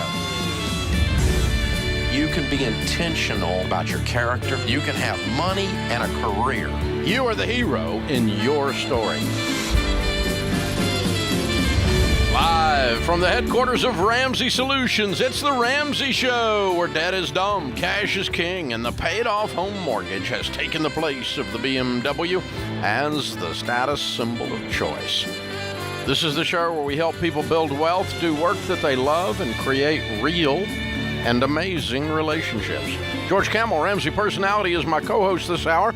This is a Baby Steps Millionaire Theme Hour. Thank you for joining us, America. We're so glad you're here. We're going to be talking with real millionaires this year, people who really are millionaires, not your broke brother-in-law with an opinion. We're asking how you really did it, what really happened. Now, a millionaire is not someone that makes $1 million a year, George. A millionaire is someone with $1 million net worth. What you own minus what you owe. It's a simple formula. Equals $1 million or more, then you're a millionaire. That is your net worth. There's not multiple definitions. Well, he's a net worth millionaire. That's redundant. There's only one type of millionaire, and that is a net worth millionaire. Someone who earns an income of $1 million or more is not a millionaire by any definition. This is an accounting term. It is a financial planning term. It is not a societal commentary. It is not a moral construct. And so you don't get to freaking change it. It's just this is what a millionaire is, And this is the only way you get to be a millionaire. You have $1 million. What you own minus what you owe is in excess of $1 million. Doesn't matter if it creates an income or not. You can have a family farm that just sits and it's just dirt, and it's worth $2 million, and that's all you have. Then you're worth $2 million because you could sell it for $2 million, hypothetically. So there you go. So anybody that has $1 million, we want to talk to you this hour because we want to find out what you did and how you did it. Did you win the lottery? Did you inherit the money? Are you a famous rock star? Did you, I don't know, some other bizarre thing that people believe that doesn't ever really happen? These are percentage-wise never occur. But if you're any of those, that's wonderful. We'd love to talk to you. However you got your million, we want to hear your story to tell people how they can do it. Open phones at 888-825-5225. We're talking with real millionaires. Mike's going to start us off in California. Mike, what's your net worth? Dave, thank you for having me. $2.6 million. Oh, very good. Okay, cool. And very good. And so break that down for me. What's the mix on it? The mix is 1.4, and that's a combination about 80% 401k and 20% Roth. Okay, so 1.4 in retirement. All right. And the other 1.2? Is my home. Your home is worth 1.2? Exactly. I paid that off 2 weeks ago. Oh, good for you. Very good. Yeah. Okay. How old are you? Thanks to you, Dave. 60. 60. Well, I didn't pay it. You did. Way to go. How much of the $2.6 million that you have did you inherit? Zero. Zero. Okay, cool. And what was your best year household income since you've been working, and your worst year household income since you've been working? 50 to over 200K. Cool. What do you do for a living? Both my wife and I are in sales. She's in food distribution, and I'm in IT. Cool. You got a 4-year degree? High school, yes. A high school degree. Okay, cool. Do you remember your GPA? 3.3, and my wife was 3.8. Okay, cool. Good. She's a smart one. I got you. Yeah, I understand. She picked you. Yeah. So, all right. So, did you use an investment professional, or did you do all this yourself? Yeah, we started to, of course, through our whole venture through FPU, and yeah, once we went through all that, Dave, yes, we got our financial advisor and set up our trust and everything. So. We followed your plan. Awesome. Mike, I'm curious, was this a goal of yours, or did it just kind of happen? Like, no, I've been a big Dave fan. I've been a big Dave fan for about 15 years. I've been doing Dave-ish. So would you say this is a 15-year journey that you've kind of set out on intentionally? Well, for myself, and until my wife, jumped on board, about 7 years ago, and it helps. It helps the marriage. It helps communication, and we just went after it, and we focused on the house, and we did it. Wow, very good. Good for you, man. I'm proud of you. How's it feel? Awesome. I mean, it's freedom, and yeah. So we were thinking, what are we going to do now? And it's exciting to see where we're going to move forward. Yes. Yeah. Wow. Good for you. And I want to, Dave, I wanted to give a shout out to my wife. I love her. She's on the road. She wanted to be here. We're just big fans, and I just wanted to tell her I love her. Well, that's very cool. That's the way it works, man. Well done. Rock star couple. Done. Okay, now, you're 60 years old. You have a $2.6 million net worth. You make $200,000 a year household income. You live in California. If someone's out there listening that's 22, can they still do what you did? For sure. I think my son is a good example, if he knows the value of a dollar, and if you want to buy something, you save for it and you buy it. You drive used cars, and image is overrated. Just live your life. Who cares about what anybody else thinks? Very well done. Hey, brother, we're proud of you. Congratulations. Another baby steps millionaire out there. After the name, that's what we named the book after, was these guys just like Mike and his wife, how ordinary people built extraordinary wealth, and how you can too. See, the misnomer, George, is that everyone inherited their wealth. That they don't deserve it. That's the biggest lie. That's the biggest lie. Well, it also infers that if you don't have a rich uncle, you're screwed. And what Mike is saying is, you're not. You can do this. You can get out. You can get out of debt. You can live on less than you make. You don't worry about image, and you put money away. And ta-da! But it's easier to get mad at rich people, Dave, than it is to do the work. That's the truth. Well, it is, but it's not as effective. And it doesn't get you what you want to get. And if you believe a lie, you will then function in that lie. And that's how we started doing this theme hour is, and then we ended up doing the largest study of millionaires that has ever been done in North America. Over 10,167 of them studied. And we asked them in great detail what their what their process was, who they are. We found that 79% inherited precisely zero. That 5% inherited a very small amount, like $5,000 from their grandmother or something like that. And another 5% inherited good money, big money, like $100,000 or something, but after they were already millionaires. And so that 5 plus 5 plus 79 gives you the number of 89% of America's millionaires are not that because of inheritance. It's a big deal, George. Yeah, it's because of intentionality, consistency, over time. 94% said they live on less than they make. It's that simple. Wow. If you just do that, you will be wealthy. What a concept. Yeah. Maybe they should run for Congress. I don't think they'll make it through. Live on less than you make. A concept Congress can't grasp. This is The Ramsey Show.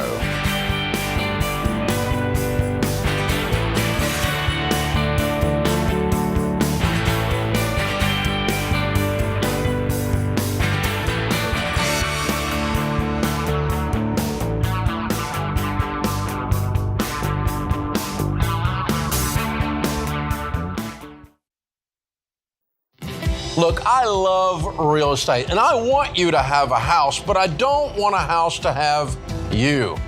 That's why you need to get in touch with Churchill Mortgage to make sure you do this right. These guys are awesome. They'll help you get on a smarter mortgage plan because they're committed to doing what's right for you. That means they check in every year with free consultations to help you stay on the right plan. They show you how to save money and interest so you can build wealth faster. They walk you through the total cost of your loan so you can make the best choice. Basically, they care. That's why we call them Ramsey Trusted. You can achieve debt-free home ownership, and Churchill is here to help. Go to their site, churchillmortgage.com/Ramsey, to start your approval or get more information.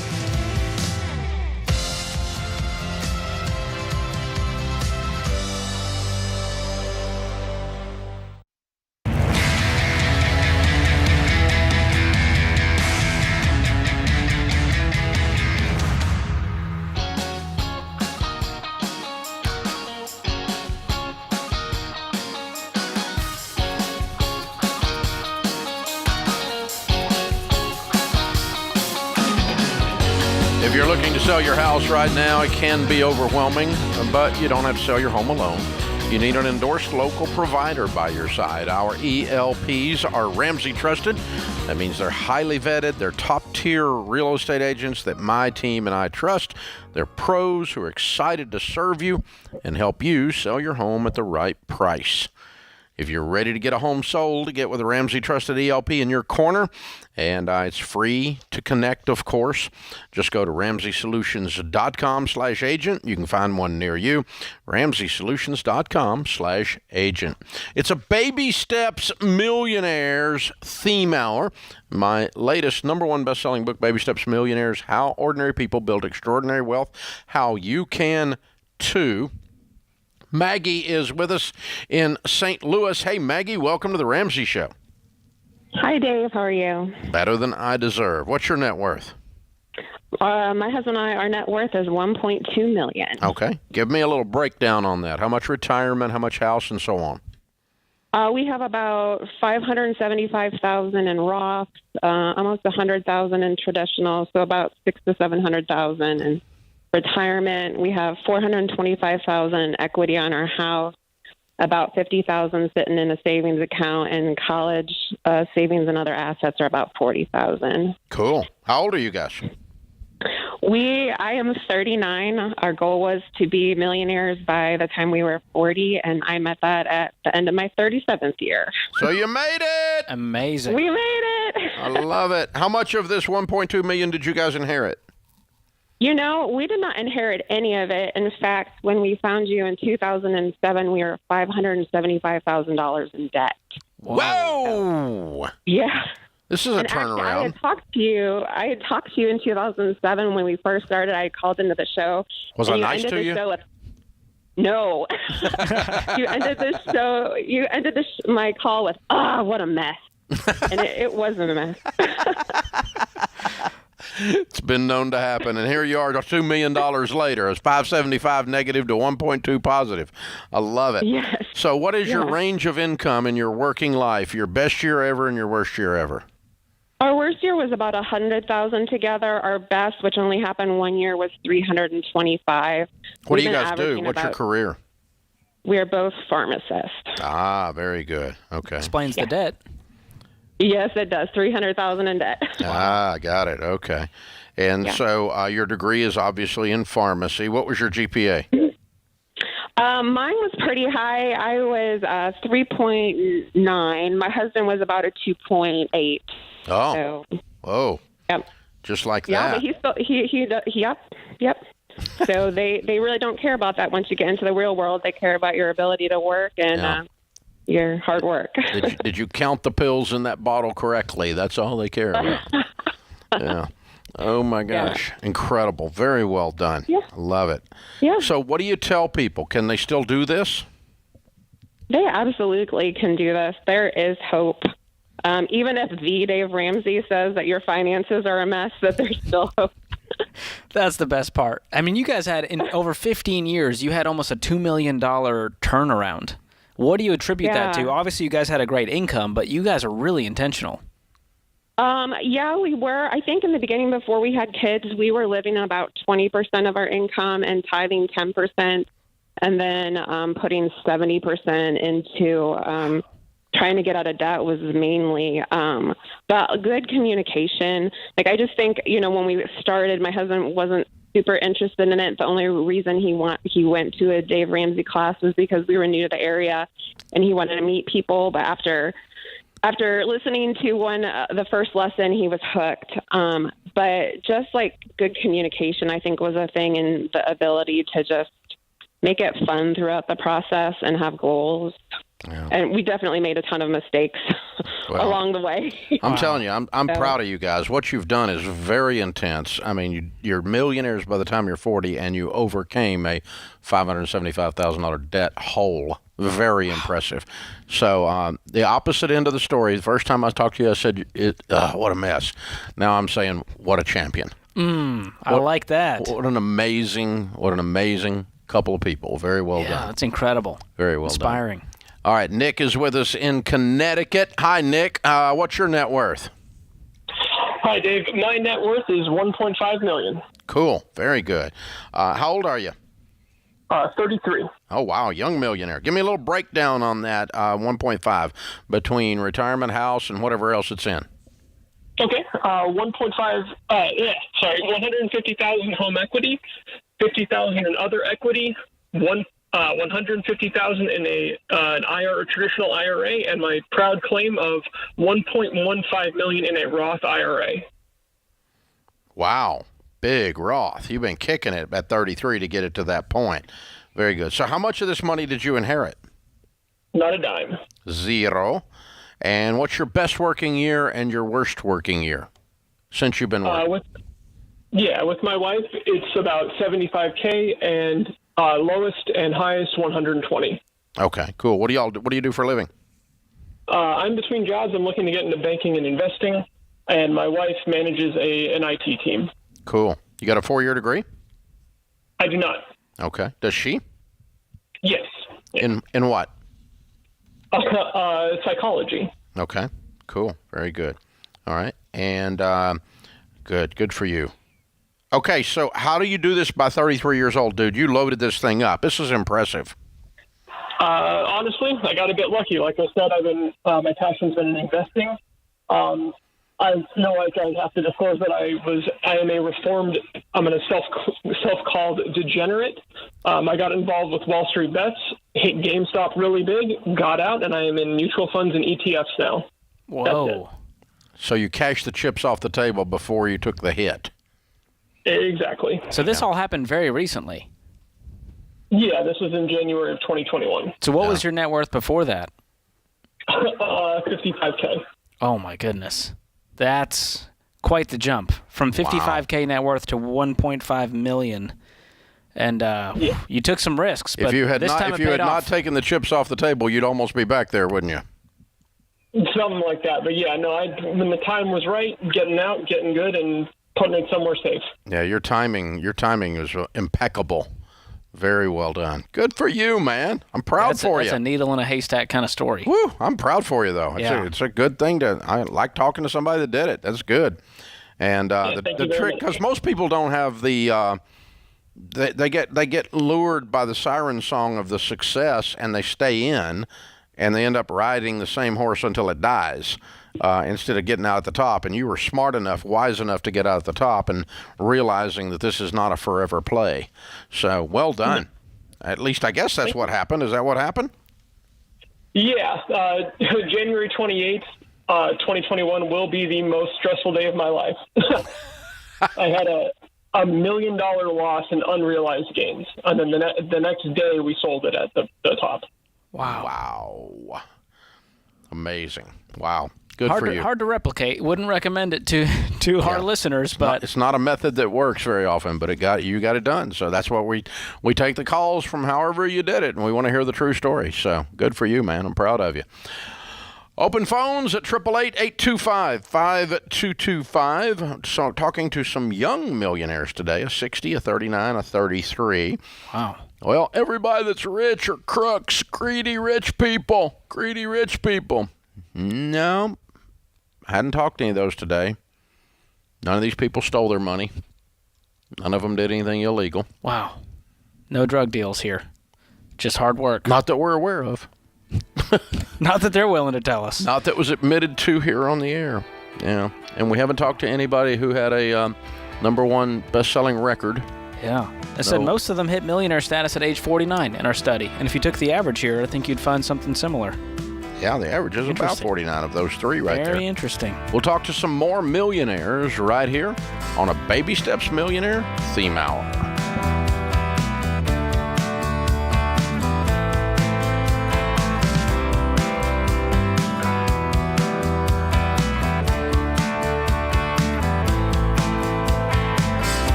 It's a Baby Steps Millionaires Theme Hour here on The Ramsey Show, where we talk to real millionaires and find out how they really did it, not what someone's political opinion is, or people with their expertise coming from Twitter, which would by definition be an oxymoron. So expertise from Twitter is an oxymoron. Was the keyword moron in that sentence, Dave? Could be. Okay. Could be. Yeah, there's a real keyword. George Camel, Ramsey Personality, is my co-host today. Open phones at 888-825-5225 as we talk to millionaires. Rob is in Omaha, Nebraska. Rob, what is your net worth? Hi, Dave. Hey, George. My net worth is $1.2 million. Cool. Give me a little breakdown on that by category. Sure. We have a paid-for house, $255,000, cash, $170,000, emergency fund, $32,000. $22,000 in HSA, $129,000 in some other equities, $540,000 in retirement, and then the rest is in a 529. Very good. How old are you? I am 35. My wife is 34. Excellent. How much of this $1.2 million did you inherit? 0. Okay. And what's your best working year of your working lifetime, household income, and worst working year?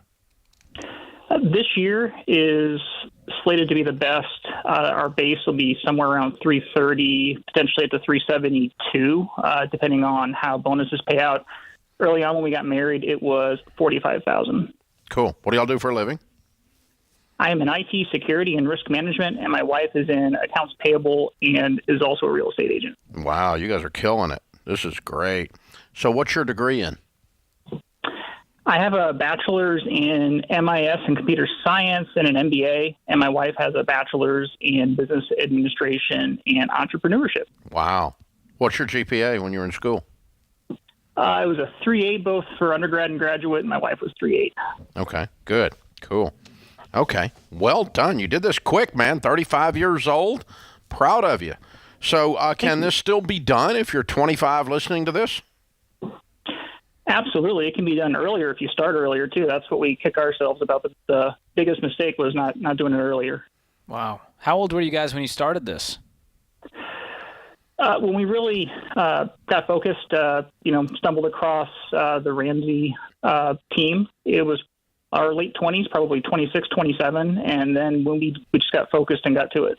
So in under 10 years, you were able to accomplish this. That's amazing, because a lot of people think in their minds, well, yeah, I'll get there when I'm 65. I don't want to wait that long. Yeah. But it doesn't take that long when you're intentional. Yeah, the average is 17 years. You guys did this really fast, but you have a way above average income, so you were killing it. So that's pretty cool. Well done, man.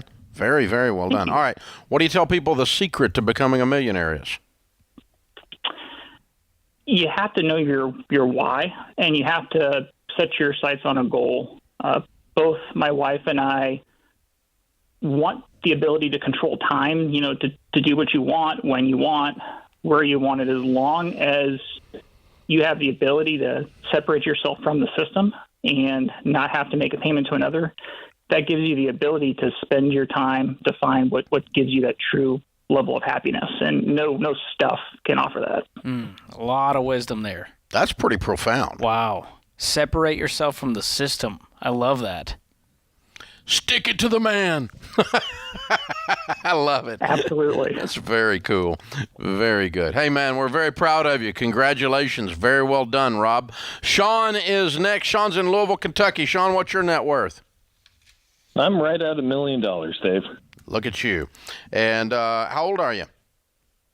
I'm 33 years old. A bunch of young ones today. Wow. All right, good. Okay, I love it. So give me a little breakdown on your $1 million. How's that broken down by category? Yeah, so I have a paid-off house right at $500,000. I own some other real estate property at $200,000. Have a Roth IRA at about $200,000, and the rest is in cash. Good for you. And what's your best year working income, worst year working income since you started? Well, I vary a lot on my salary. I'm in sales, and so best year was right at $500,000. That was a few years ago. And then, but when I started in my industry, I was started in help desk, and so I was making minimum wage right at about $8 an hour, and just worked my way up in the industry, and now I lead a sales team. Okay, what do you sell? So I sell IT SaaS software. Okay, excellent. All right, very cool. That's making a lot of sense. Do you have a degree? I actually have a degree in biblical and theological studies and a master's in pastoral counseling. So wow. I got into the industry to pay my way through school, and next thing I knew, I had kids and made a career out of it. Love it. What was your GPA when you were in school? 3.85 is what I averaged. Golly. Okay, good. Okay, so you've made a lot of money, and that's part of what has contributed to this. You've had some really good years. What else do you attribute this level of success at 33 years old to? Well, Dave, during that time, I've had a lot of hard years, and so a big portion of it was just always staying out of debt. Especially early, when I was pulling in $20,000, $30,000 a year, If a car breaks down, it could have been one thing that would have set you back, and it would have been very hard to survive. So just, always having that emergency fund, living within your means, but also being proactive with my savings. So I'm very much the type that if I have to do something, I tend not to do it because I just get busy. And so within my savings, I was having it automatically pulled out. I was maxing out my 401ks. And so I just didn't need to think about my savings plans. Yeah. You just get after it. Was this instilled in you from parents? Where did all this come from, this mindset? It very much was my dad. He kind of taught me the power of compound interest. At a young age, and he would tell me, the math problems that if you save starting young, what it would be worth when you were older. And so he talked that through with me, and also taught me the lessons that he learned, with making different financial decisions, one of which was never buying a new car. So he always bought a car with 50,000 miles on it, and right now I'm driving a truck with 198,000 miles on it. Wow, that's amazing. Well done. Well done. I love it. Well, congratulations, brother. We're very, very, very proud of you. So the moral of the story for you is it still can be done. It absolutely can. And, I also unfortunately went through a divorce, which was the hardest time. And so I lost in the middle of that, lost half my assets within that. And, just being out of debt was what made me survive. It just took that stress off of me. Yeah. Wow. And still come back at 33 with $1 million net worth. Pretty amazing. Well done, sir. Thank you for sharing your story. This is how it's done. So, George, we've been doing these millionaire theme hours, Baby Steps Millionaire theme hours for several years now. The number of times that someone calls in and says that they are a millionaire because they inherited it, and which, by the way, there's no shame in that. I do remember precisely one guy calling in, and he's like, yeah, Mom and Dad followed your stuff. They had $10 million when they died. They left us each $3 million. And no shame in that. Yeah. And he's like, legacy. The way I'm going to honor their memory is I'm going to do the same stuff they did. I'm going to stay out of debt, and I'm going to invest steadily. And so, hey, we don't throw any shade on that at all. We'll go with it. That's a wonderful story. That's a legacy story. Yeah. But the number of times that happens is very low. Almost all of the people have zero inheritance or very close to zero inheritance, such a small inheritance that it didn't matter. Sometimes they'll joke and say, well, my grandmother left me an old car, or something like that. But most of the time, the thing they got from their parents was work ethic. Maybe they got from their parents an example of what not to do. Yeah, that can be a strong why as well. Either way, they did not have an inheritance, and they end up millionaires. We're talking to real millionaires this hour. It's a Baby Steps Millionaires theme hour here on The Ramsey Show.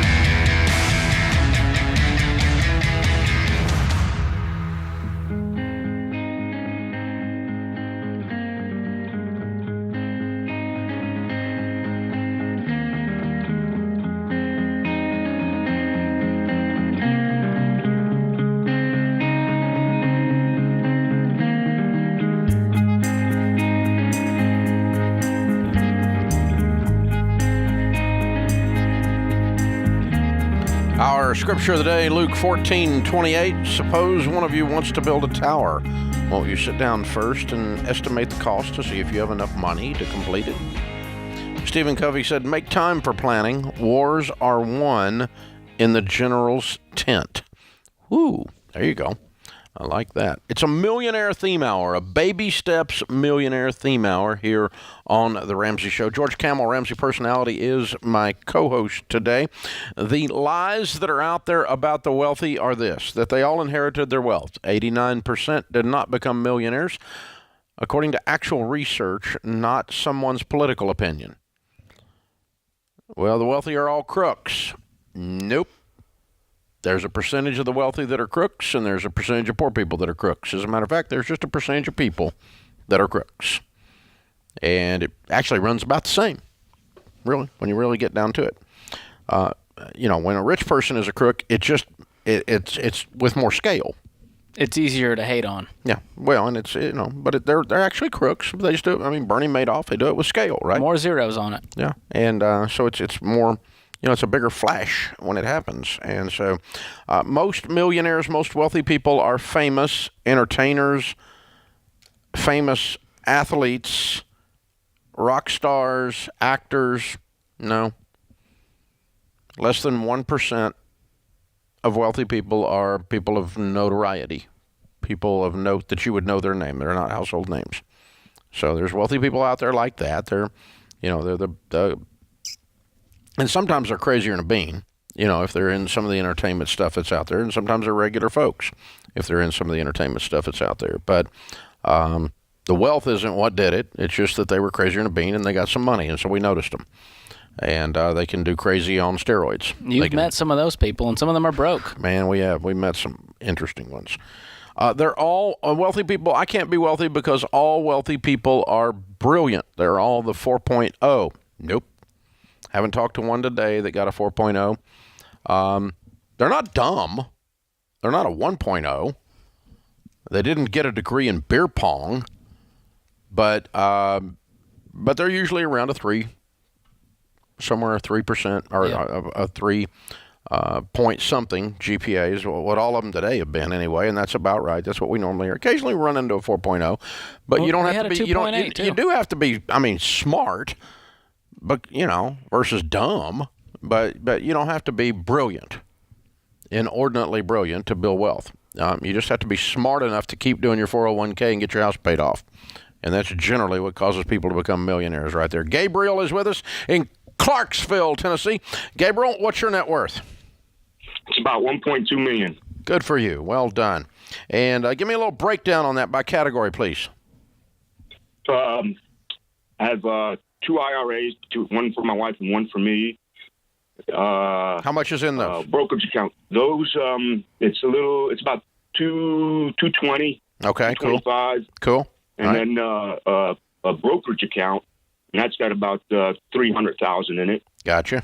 And then my house is worth $330,000. Good. And then I have not a mutual fund, a money market account that's got about $250,000 in it. Mm-hmm. And then the last category is I paid for my kid's college, which came out to $165,000, and he is an investment now. Gotcha. Okay. Very good. Very good. How old are you? I am 55. Perfect. Okay, cool. How much of this $1.2 million did you inherit? None. 0. All right, and your best working year and worst working year household income? Best working year was, I retired from the Army, but it was $120K a year. And worst working year, I guess, when I was a private, making, I guess, less than $10,000 a month. Okay. Or less than $1,000 a month. Right.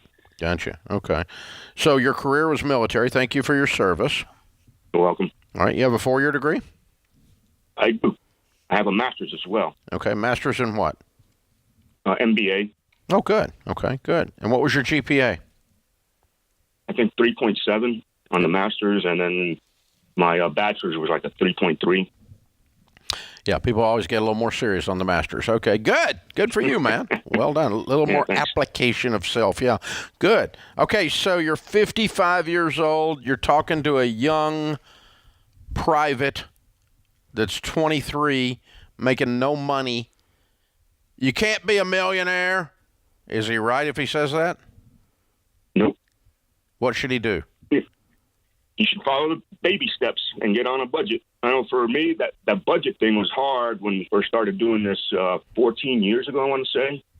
And not that we were in a lot of debt, but we would just spend money like crazy. And we owned 2 houses with 2 mortgages, and we moved.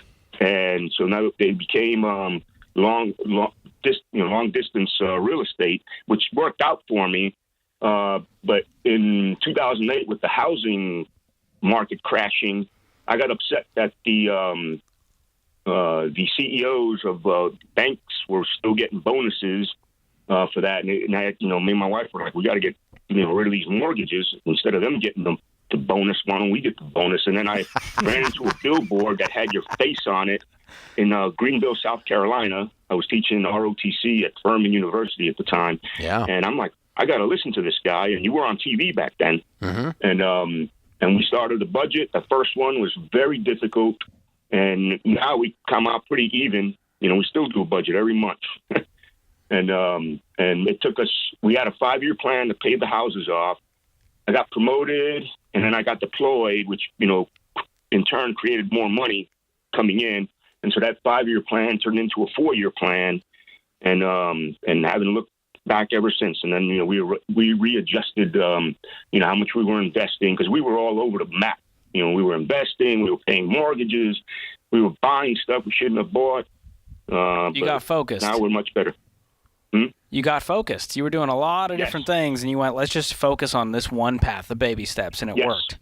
And you still do a budget because that's how you stay a millionaire. Yeah. Live on less than you make. Yep. That's awesome. What kind of car do you drive? I have a RAV4 and a Toyota Camry. What years are they? The RAV is 2017, and the Camry's 2016. And, of course, I bought them both used. Of course. There you go. If you want to know what a millionaire drives, it's probably more like that than it is the sports car next to you when you're driving. Unless you're driving next to Dave, and then you can you'll know you're driving next to a millionaire. Well done, Gabriel. Proud of you, man. Awesome. And again, thanks for your service. That's beautiful, beautiful work. Excellent job. Good stuff. So, guys, This is how it's done. The point of this hour is to give you real facts that give you hope. Because if you believe that I can't be a millionaire because everybody inherits their wealth, then you believe a lie, and we want to disperse that. If you believe I can't be a millionaire because the only way to become wealthy is to be crooked and steal, I want to disperse that because most of the people we talk to are not crooks. Matter of fact, all of them we talk to are not crooks.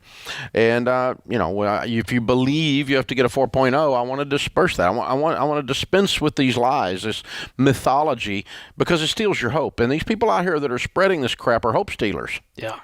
You just have to do what actual millionaires do, which is have integrity, work hard, do something logical and consistent over a period of time, and you'll get there.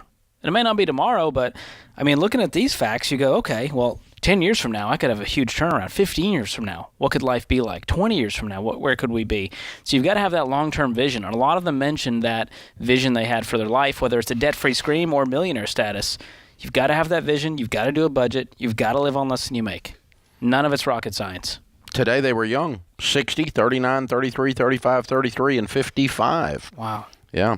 Sometimes we talk to 75-year-old ones, and sometimes we talk to 65-year-old ones. And there's nothing wrong with any of it. Wherever you are is where you are. The trick is we want you to get about the business of winning. And don't believe these hope stealers that are out there spreading lies.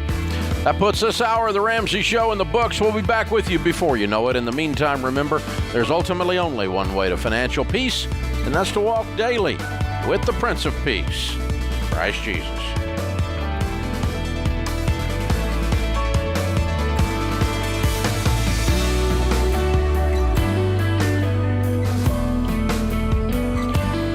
Do you love a good Dave Rant?